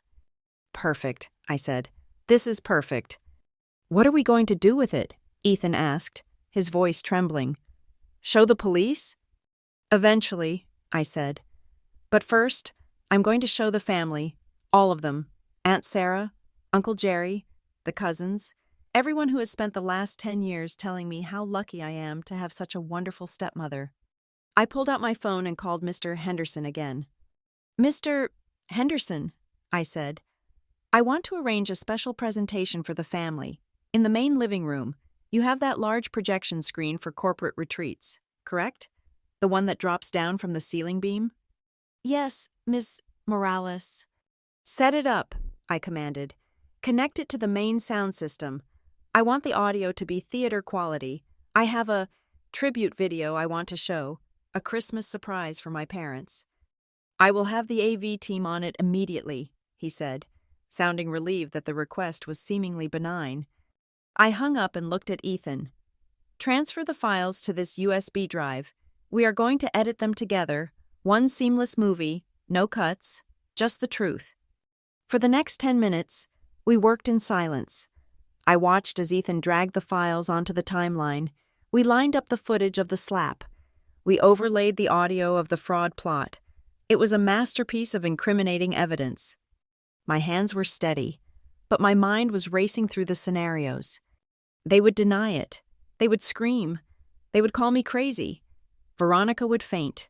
Douglas would clutch his chest. I needed to be ready for the theater. I needed to be the calmest person in the room. "It is done," Ethan said, handing me the drive. It felt heavy in my hand, though it weighed nothing. "Go to the main room," I told him. "Do not say a word. Just stand there. When the video starts, do not look at them. Look at me." Ethan nodded and left. I walked back up to my room alone. I needed one last minute. I stood in front of the bathroom mirror. The bruise on my left cheek was blooming violently now, a mottled map of purple and angry red. It was undeniable proof. I reached for my makeup bag. I hesitated. Part of me wanted to walk down there exactly like this. I wanted to wear the bruise like a badge of honor. I wanted to shock them into silence the moment I stepped through the door. But then I thought about Veronica. I thought about how she operated. If I walked down there with a bruise, she would control the narrative immediately. She would gasp. She would rush to me. She would say I fell. She would say I was drunk. She would create a scene that distracted from the cold, hard facts of the theft. No, I needed them to feel safe. I needed them to think they had won. I needed them raising their glasses and smiling right up until the moment the screen flickered to life. The shock had to be absolute. I picked up the heavy coverage concealer, the expensive kind I used for television interviews. I dabbed it onto my cheek. Layer by layer. The purple disappeared. I blended it with a sponge, dusting it with powder until my skin looked flawless. Porcelain. Perfect. I looked like the dutiful daughter. I looked like the checkbook. I reapplied my lipstick, a deep crimson armor. I fixed my hair. I adjusted my sweater to ensure the bruise on my wrist was covered. I leaned in close to the mirror, looking into my own eyes. They were hard, dark, and unrecognizable. Toughness, I whispered to my reflection, mimicking the word Veronica used to dismiss my needs. You want tough? I will show you tough. I grabbed the USB drive and walked out of the room. Downstairs, the party was in full swing. I could hear the laughter of my cousins. I could hear Uncle Jerry telling a joke. I could hear the clink of silverware. I walked down the grand staircase. From my vantage point, I could see the whole room. Douglas was by the fireplace, one arm resting on the mantel, looking every inch the lord of the manor. Veronica was seated on the plush velvet sofa, holding court with my aunts, her head thrown back in laughter. She looked radiant. She looked victorious. She thought she had beaten me into submission in the kitchen. She thought I was upstairs crying, and that soon I would come down, apologize, and sign the papers for the Montana house just to make the pain stop. She had no idea that the lawyer was pulling into the driveway. She had no idea that the police officer was walking through the front doors. And she had no idea that the daughter she beat was about to burn the house down with the truth. I reached the bottom of the stairs. Veronica saw me first. Her eyes flicked to my cheek, checking for the bruise, seeing the flawless makeup. A tiny, satisfied smile played on her lips. She thought I had covered it to protect her. She thought I had fallen in line. "Eva!" she called out, waving me over. "Come join us. Darling, we were just waiting for you to cut the cake." I smiled back. It was the sharpest smile I had ever worn. "Actually," I said, my voice carrying clearly over the music, "before the cake, I have a little surprise, a special presentation I put together for you and Dad." Veronica clasped her hands together. "Oh, Ava, a video? How thoughtful." "Yes," I said, walking toward the AV console where the technician was waiting. "Very thoughtful. I think it is something none of us will ever forget." I handed the drive to the technician. "Play it," I whispered. "Volume up."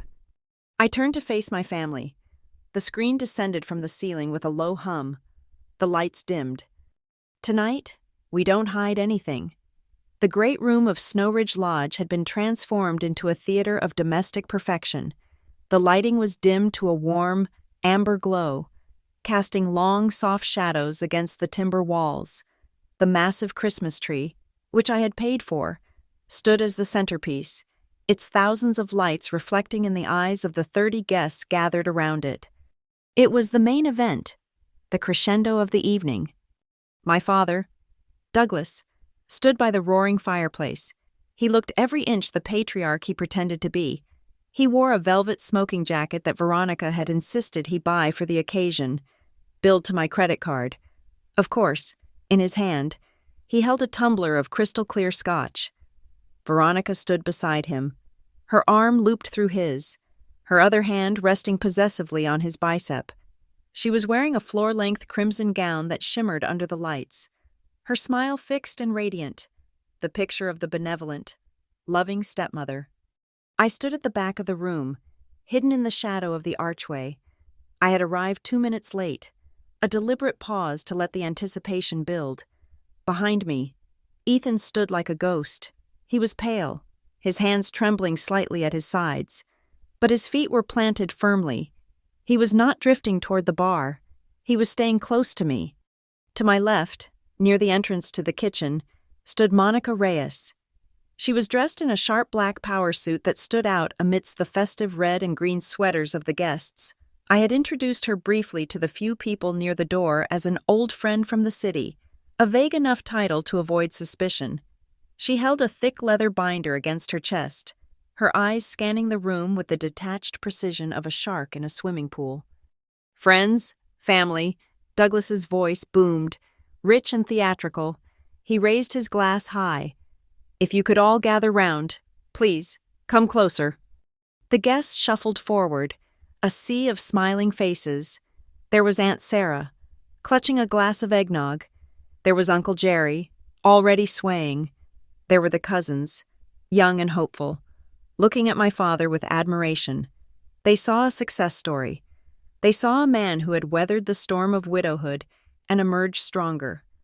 "Tonight," Douglas began, his voice dropping to a register of practiced humility, "I look around this room and I see more than just faces. I see a journey. We have been through so much, haven't we? Losing my first wife. It broke me. You all know that. I was a man adrift in a dark ocean." He paused for effect. A few aunts sniffled. Veronica squeezed his arm, gazing up at him with adoration that looked so real it made my stomach turn.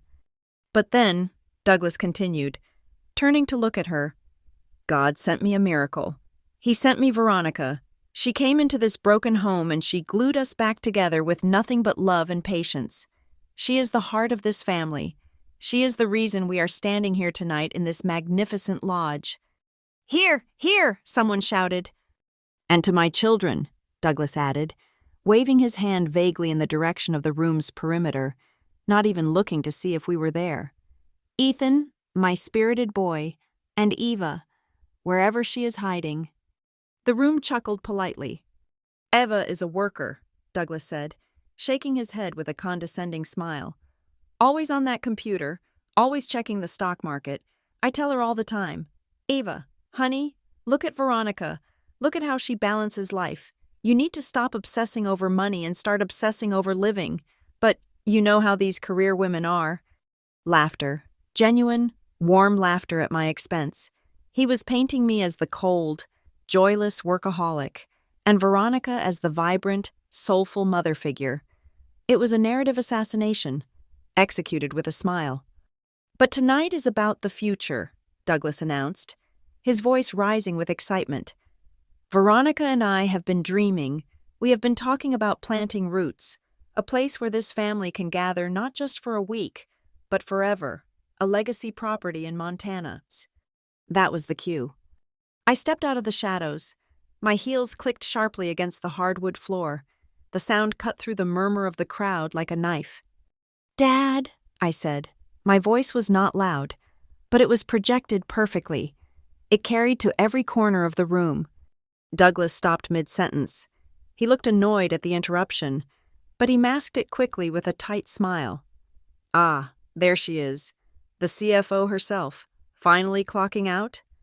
"I apologize for interrupting," I said, walking steadily toward the center of the room. I could feel the eyes of every guest on me. I kept my face smooth, the makeup hiding the bruise on my cheek perfectly. "But before you talk about the future, I wanted to share a little something from the present." Veronica stiffened. Her eyes darted to my face, checking for the mark she had left, seeing nothing but flawless skin. She relaxed slightly, though her eyes remained wary. "A something?" Veronica asked, her voice sweet but edged with warning. "Eva, darling, we are in the middle of a toast." "It is a gift," I said, signaling to Mr. Henderson, who was standing by the AV controls in the corner. "A video tribute. I know how much you both value transparency and family memories.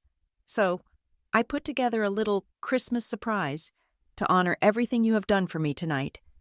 The guests murmured in appreciation. "How sweet," I heard Aunt Sarah whisper. "Eva is always so thoughtful." Douglas beamed, his ego instantly stroked. He thought I had capitulated. He thought this was a montage of old photos, a public display of submission and gratitude. "Well then," Douglas proclaimed, gesturing to the large projection screen that was slowly descending from the ceiling beam behind him. "Let us see it. A tribute from my daughter. Proceed." I stepped back, moving to the side of the room where I could see both the screen and their faces. Ethan moved with me, standing just behind my shoulder. The lights in the room dimmed further. The projector hummed to life. A beam of white light cut through the darkness, hitting the screen. The room went silent, expecting music, expecting a slideshow of baby pictures set to a sentimental ballad. Instead, the screen flickered with the grainy, high-contrast black and white footage of a security camera. It was the hallway upstairs. The timestamp in the corner read 20:45, 45 minutes ago. The angle was low, shooting up from the floor, but the image was unmistakable. It showed the door to the kitchen. It showed Veronica dragging me by the wrist. A confused ripple went through the crowd. "What is this?" someone whispered. On screen, the audio kicked in, hissing with static, but the voices were clear enough. "You ungrateful little parasite," Veronica's voice snarled from the speakers, distorted but undeniably hers. The guests froze. Douglas lowered his glass, his brow furrowing in confusion. Veronica's hand flew to her mouth. On the screen, the digital version of Veronica lunged. The sound of the slap was amplified by the room's expensive sound system. It was a sharp, brutal crack that echoed off the timber walls. Crack! Then the shove, my body hitting the cabinets with a heavy thud. The room gasped. It was a collective intake of breath that sucked the oxygen out of the space. On screen, Veronica leaned over me, her face twisted into a mask of pure malice.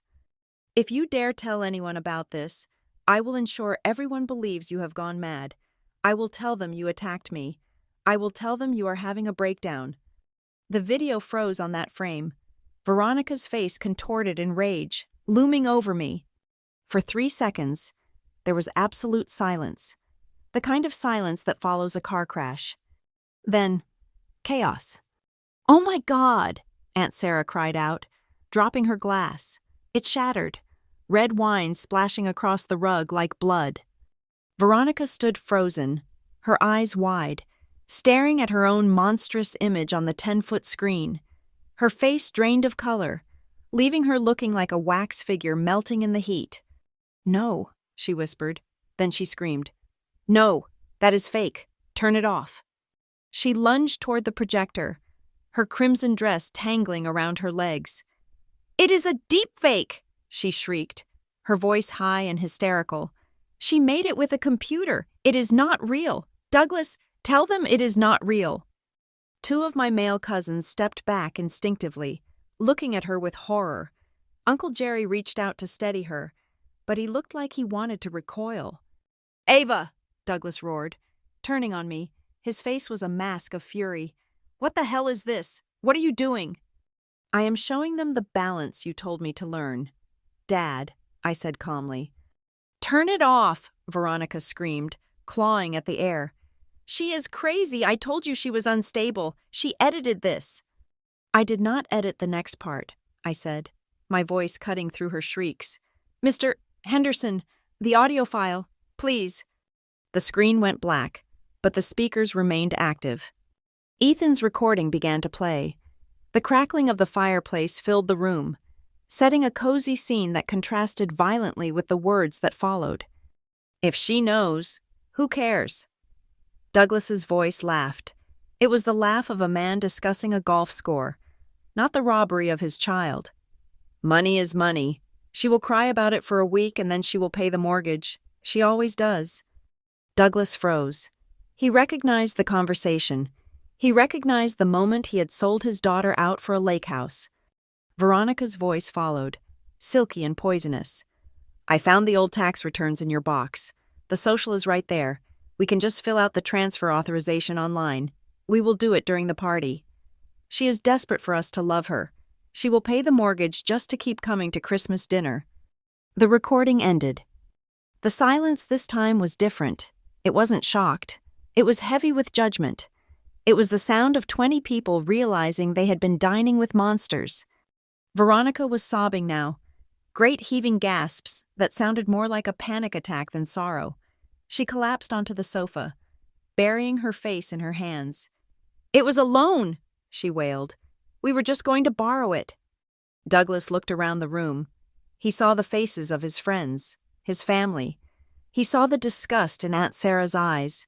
He saw the way his business associates were subtly stepping away from him. He panicked, and like all narcissists, when cornered, he attacked the person who held the mirror. He marched toward me, his face turning a dangerous shade of purple. He stopped just inches from me, his fingers shaking in my face. "How dare you?" he hissed, spittle flying from his mouth. "How dare you do this to me, to us, after everything we have done for you, you ungrateful, spiteful little child." "I am 32 years old, Dad," I said, not flinching, "and I am not ungrateful. I am just insolvent." "You humiliated us," Douglas shouted, his voice cracking. "In front of everyone. You ruined Christmas because you are too selfish to share your wealth. You think that money makes you better than us? You think you can judge us? You tried to steal $1,800,000 from me tonight," I said. "That is not judgment, Dad. That is a felony." "It was family money," Douglas screamed, echoing the recording. "It is all family money. Who raised you? Who put a roof over your head? You owe us. You owe us everything." The room recoiled at his words. He was confirming everything in the recording. He was stripping away his own mask, proving that the loving father was nothing more than a parasite who believed he owned his daughter's existence. "I owe you nothing," I said. My voice was quiet, but in the silent room, it sounded like a gavel coming down. "You are dead to me," Douglas spat, his eyes wild. Get out of my sight. You are no daughter of mine." "This is not your house, Douglas," I said coldly. "I paid the rental agreement. The name on the invoice is mine. The credit card on file is mine. If anyone is leaving, it is not me." Veronica lifted her head from her hands. Her makeup was smeared, her face blotchy. "You planned this," she whispered, her voice trembling with venom. "You evil little bitch! You sat there at dinner and planned this." "Yes," I said. "I did." I looked around the room. I met the eyes of my cousins, who were looking at me with a mixture of awe and terror. I met the eyes of Aunt Sarah, who was crying silently. "I am sorry for the disruption," I said to the guests, my voice steady. "I know this is not the Christmas Eve you expected, but I could not sit through one more speech about love and sacrifice while my accounts were being drained and my face was being slapped." I reached up and grabbed a makeup wipe from the pocket of my trousers, one I had prepared for this exact moment. With a single, deliberate motion, I wiped the left side of my cheek. The concealer smeared away, the heavy layer of foundation dissolved. I turned my face to the light. The bruise was stark against my pale skin, purple, blue, and angry red. The imprint of Veronica's fingers was clearly visible on my jawline. A gasp went through the room again. This was visceral. The video was one thing. Seeing the physical aftermath on my flesh was another.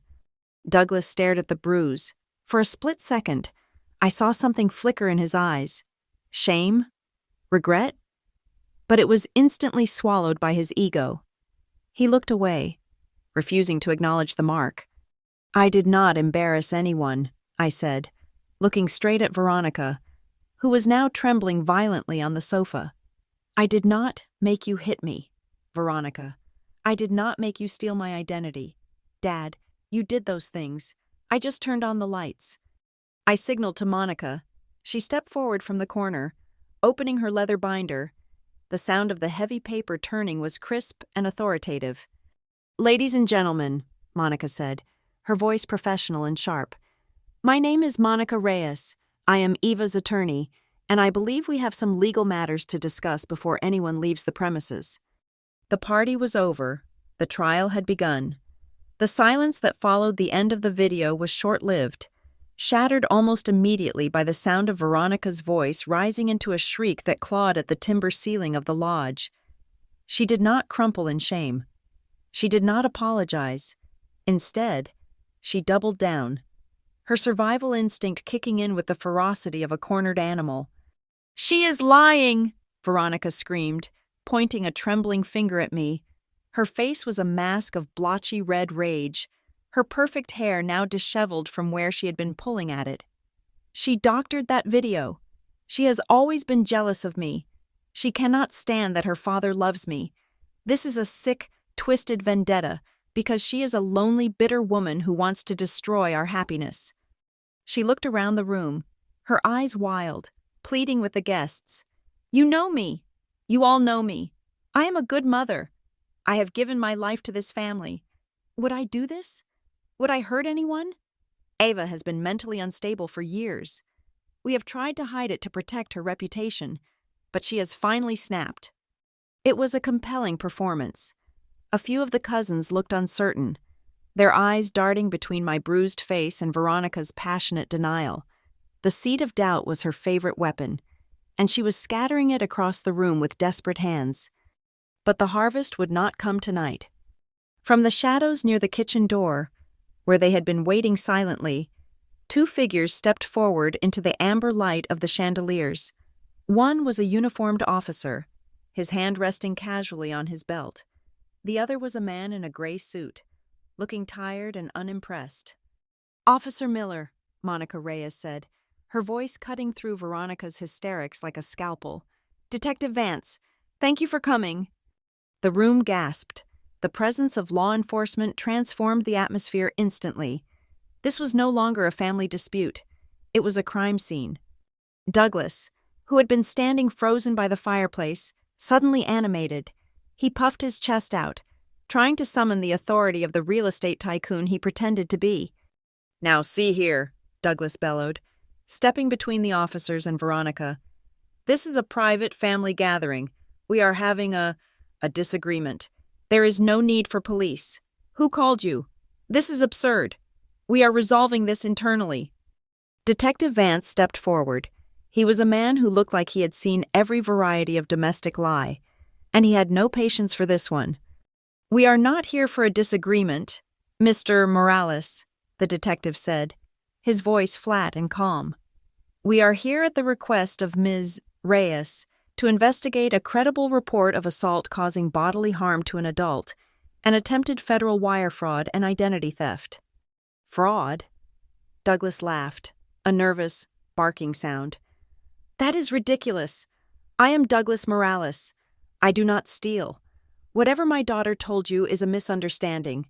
We share finances. It is a family pot. We move money around all the time." "That is not what the law says," the detective replied, taking a step closer. "Assault and bank fraud are felonies.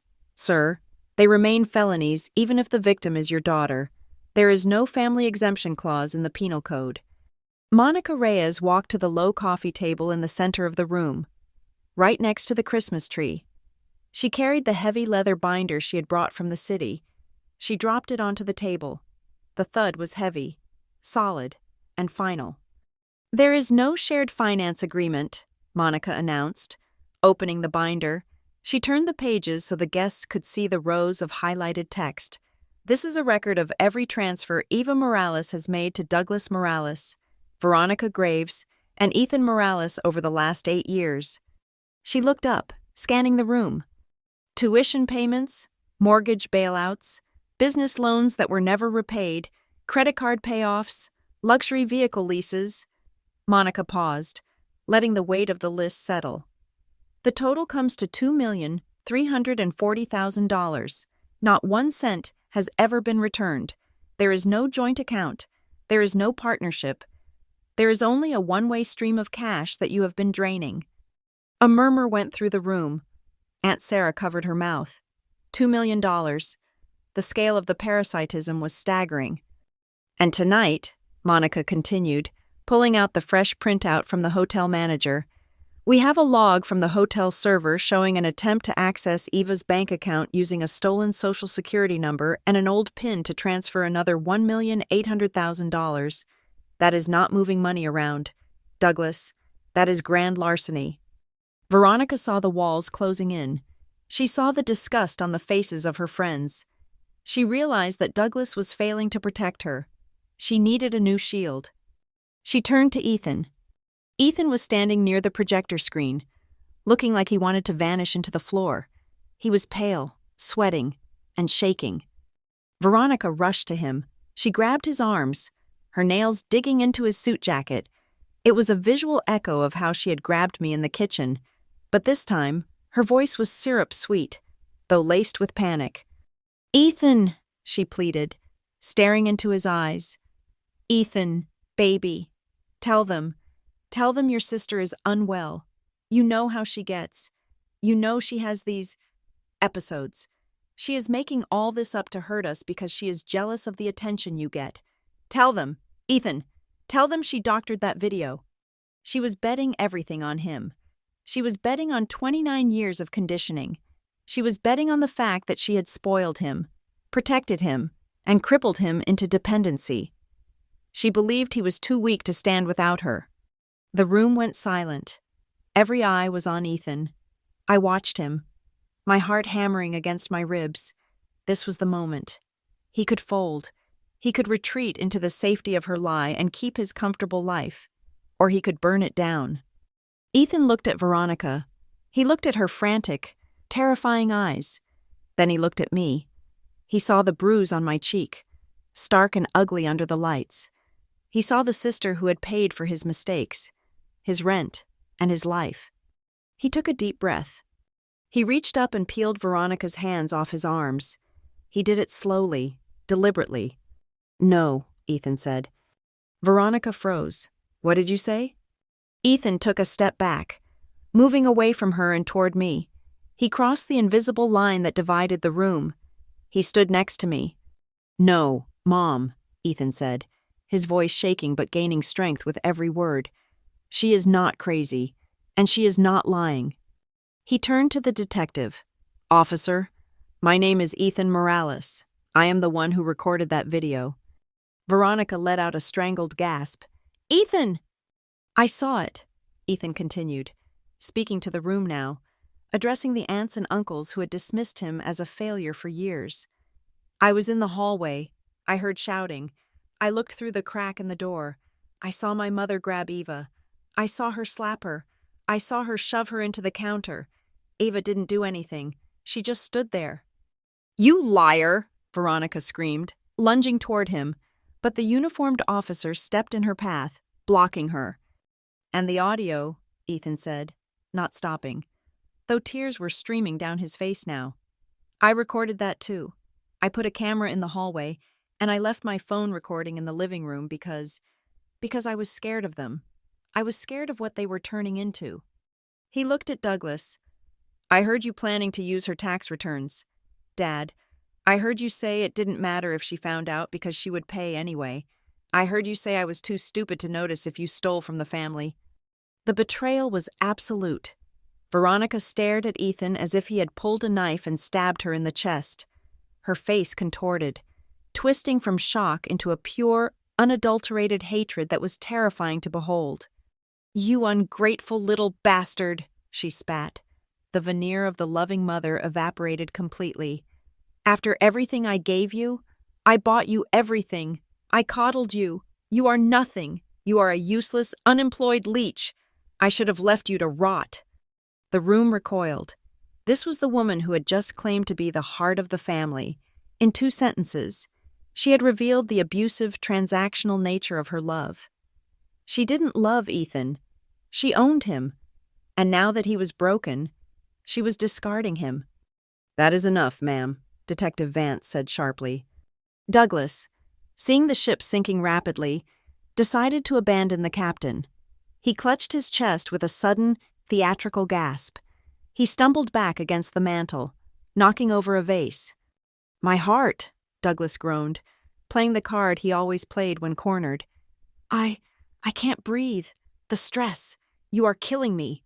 Ava, look what you have done to your father." He looked at the detective with wide, fearful eyes. "Officer, I am a sick man, and I didn't know the specifics. I just helped Veronica with some paperwork. She told me Ava approved it. I thought it was all agreed upon. I am just an old man trying to keep the peace." He was throwing her under the bus. It was pathetic. It was predictable. "Do not lie, Douglas," I said, speaking for the first time since the video ended. "We all heard the tape." "I was confused," Douglas stammered, sweat beading on his forehead. "I didn't mean it. I was just agreeing with her to calm her down. You know how she gets. Monica Reyes stepped forward again. She pressed a button on her phone, which was still connected to the speakers. If she knows, who cares? Douglas's voice rang out again, arrogant and dismissive. Money is money. It's family money anyway. She's just the custodian. Monica stopped the audio. That does not sound like a confused old man. Mr. Morales, she said icily. That sounds like a co-conspirator with clear intent and motive. You explicitly stated that Eva was merely a custodian of assets you believed you were entitled to seize. Douglas slumped. The heart attack was forgotten. He looked at the floor, defeated by his own arrogance. Detective Vance nodded to the uniformed officer. Okay, that is enough for tonight. Mr. Morales, Mrs. Graves, I need you to step into the manager's office with us. We have some questions that need answering before we decide on the booking charges. Booking?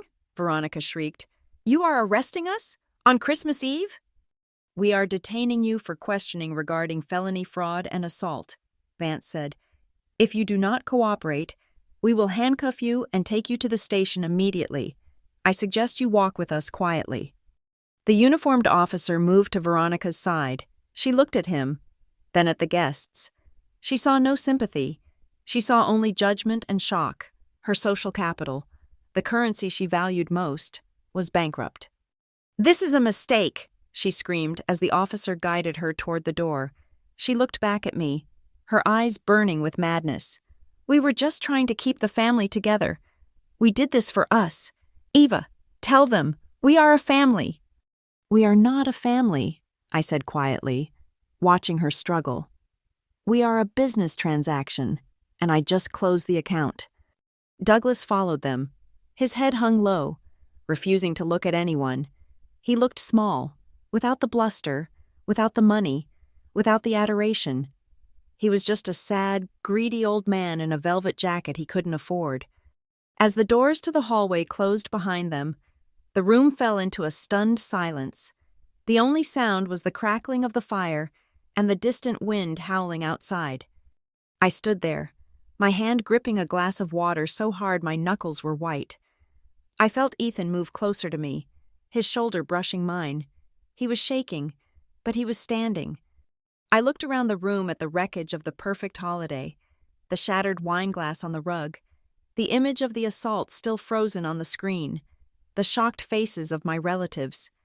It was a disaster. It was a scandal. It was the most embarrassing moment of my life. And yet, as I took a breath, I realized something. The knot in my chest, the one that had been there for 14 years, the one that tightened every time I wrote a check or swallowed an insult, was gone. The power had shifted. The queen was deposed. The king was in checkmate. And for the first time, I was not the pawn. The heavy oak doors clicked shut behind the officers, sealing Veronica and Douglas out of the room. But their absence sucked the oxygen out of the space faster than their presence ever had. The great room, which had been buzzing with laughter and music just 20 minutes ago, was now a tomb of silence. The only sound was the crackling of the fire, which suddenly seemed too loud, too cheerful for the devastation that had just occurred. The guests stood like statues. My cousins were staring at their shoes. Uncle Jerry was holding his drink halfway to his mouth, forgotten. They looked at the screen, which was now black, and then they looked at me. But they did not look at me with warmth. They looked at me with the terrified awe one reserves for a bomb disposal technician who has just detonated the device to save the building. Eva, Aunt Sarah whispered. Her voice trembled, breaking the silence like dropped glass. She took a half step forward, wringing her hands. Eva, honey, can you explain this again? Surely there is a misunderstanding. Your father, he is a proud man, but he wouldn't steal, not from you, not family. She was begging me to lie. She was begging me to give her a soft landing, an excuse that would allow them to go back to their comfortable illusions. She wanted me to say it was a prank, or a test, or a dramatic exaggeration. I looked at her. I looked at the woman who had accepted pearl earrings from Douglas last Christmas. earrings I had paid for. I walked over to the projection screen, my heels sinking into the plush rug. I did not cry. My hands did not shake. The adrenaline that had carried me through the confrontation had crystallized into a cold, hard resolve. "There is no misunderstanding, Aunt Sarah," I said. My voice was calm, almost conversational. "For 14 years, I have been the silent engine of this family. When I was 18, I was working the night shift at a data center while Veronica redecorated my mother's room. When I was 22, I paid off the credit card debt Douglas racked up trying to impress his golf buddies. When you all went to Hawaii 3 years ago, I paid for the flights. I paid for the hotel. I paid for the leis you wore in the photos." I looked around the room, making eye contact with every single person. "You called me selfish," I continued. "You whispered that I was cold. You said I cared more about my job than my family. But the only reason I worked 80 hours a week was to answer the frantic phone calls I got at midnight. Calls from Douglas saying the bank was foreclosing. Calls from Veronica saying she needed surgery that turned out to be a facelift. Calls asking for $5,000, $10,000, $50,000. I pointed to the black screen. "I asked one question," I said. "I asked, when will you pay me back? And for that sin, for the sin of asking for a return on my investment, I was slapped in a kitchen and told I was insane. I was threatened, and tonight I was robbed." Monica stepped forward, her presence imposing and professional. She did not look like a guest. She looked like the executioner. "Let me be clear," Monica announced, her voice projecting to the back of the room. "Tonight was not a family dispute. It was the gathering of evidence for a criminal investigation. But beyond the criminal charges, the civil filings are already drafted. We are suing for the recovery of $2.3 million in misappropriated funds. We are suing for emotional distress. We are suing for assault." She looked at the guests. "If any of you knowingly accepted gifts or money derived from Douglas's fraud, you may be contacted for depositions. This is not a secret anymore. It is a court case." The color drained from Uncle Jerry's face. He set his drink down on a side table with a clatter. I didn't know," a cousin stammered. "Eva, we thought, Uncle Doug said his investments were paying off." "His investments were me," I said. Ethan, who had been standing silently by my side, suddenly moved. He walked over to the small side table where he had left his coat. He dug into the pocket and pulled out a small, silver key. He walked back to me and held it out. His hand was shaking, but his eyes were clear. "Here," Ethan said. "What is this?" I asked, taking the key. It was cold and heavy. "It is a key to a private safety deposit box at the bank downtown," Ethan said.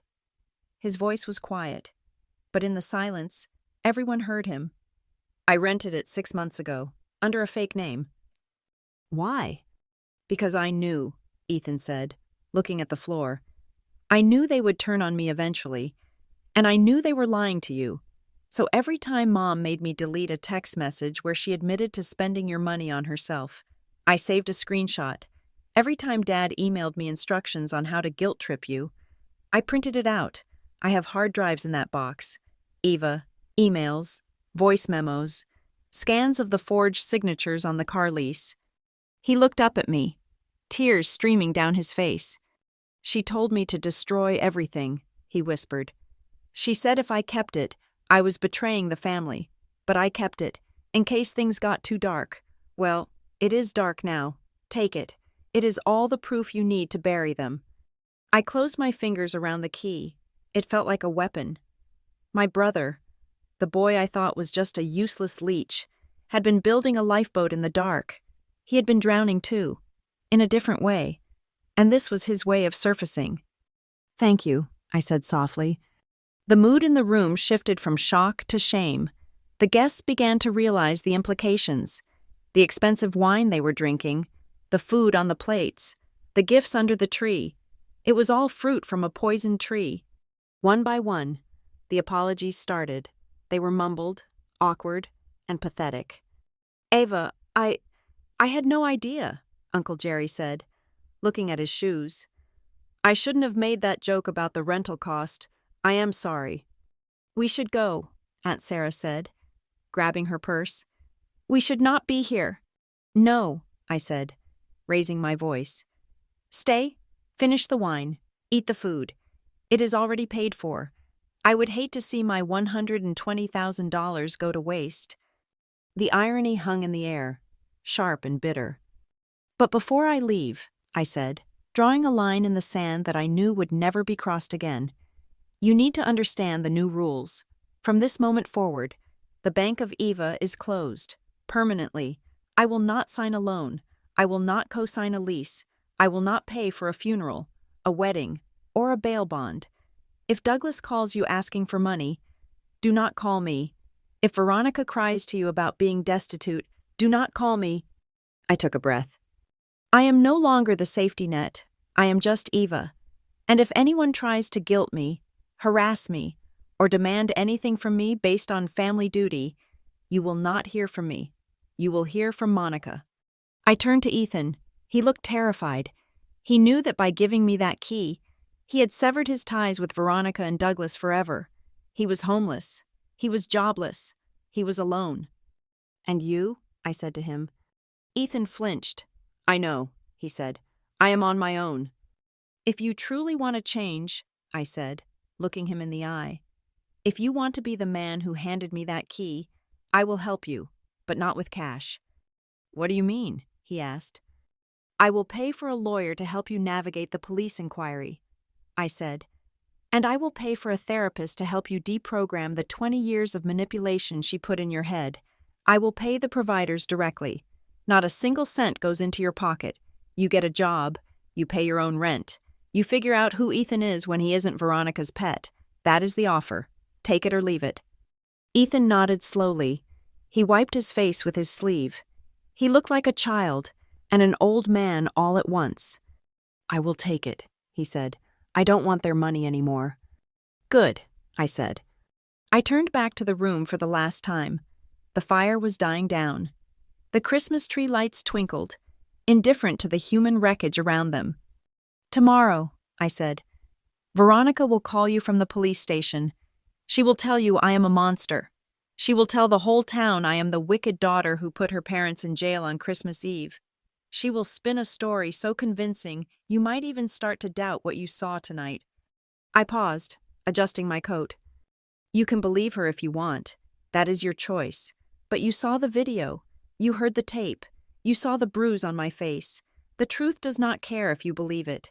It just is. I signaled to Monica. She closed her binder and nodded. Let's go, I said. I walked out of the great room, past the silent guests, past the staff who were staring with wide eyes, and through the heavy front doors of the Snow Ridge Lodge. The cold hit me instantly. It was a biting, aggressive cold, sharp with the scent of pine and snow. It felt wonderful. It felt clean. I walked out into the driveway. The snow was falling in thick, heavy sheets, covering the luxury cars, covering the footprints, covering the world in a blanket of white. I reached into my pocket and pulled out my phone. It was vibrating. I looked at the screen. It was a text message from an unknown number, but I knew who it was. The police must have let her make a call or send a message to arrange a lawyer. After everything I did for you, you will rot in hell for this. You are unlovable. I stared at the words. Yesterday. They would have made me cry. Yesterday. They would have made me send a transfer just to make the hurting stop. Today, they were just pixels on a screen. I tapped the contact info. I scrolled down to the bottom. I pressed block caller. I looked at the other notifications. There were missed calls from Douglas. Blocked. There were texts from cousins asking if I was okay. Ignored. I put the phone back in my pocket. I stood there in the empty parking lot, the snow gathering on my shoulders. I looked up at the sky. It was a vast, endless void of darkness, swirling with white flakes. For 32 years, I had been trying to buy a family. I thought that if I paid enough, if I sacrificed enough, if I bled enough, they would finally keep me. I thought the price of admission to love was my dignity. I was wrong. I took a deep breath. filling my lungs with the freezing air. I felt the bruise on my cheek throb, a rhythmic reminder of my freedom. I felt the weight of the key in my pocket. I was alone, and for the first time in my life, alone did not feel like a punishment. It felt like a victory. "Merry Christmas, Eva," I whispered to the snow. I walked toward my car, leaving the lodge and the lies behind me. I did not look back. I had a life to build, and for the first time, it was going to be mine. Thank you so much for listening to this story. I would love to know where you are tuning in from, so please comment below with your location and share your thoughts on Eva's decision. If you enjoyed this drama, please make sure to subscribe to the Lila Revenge Stories channel, like this video, and smash that hype button so this story can be heard by even more people.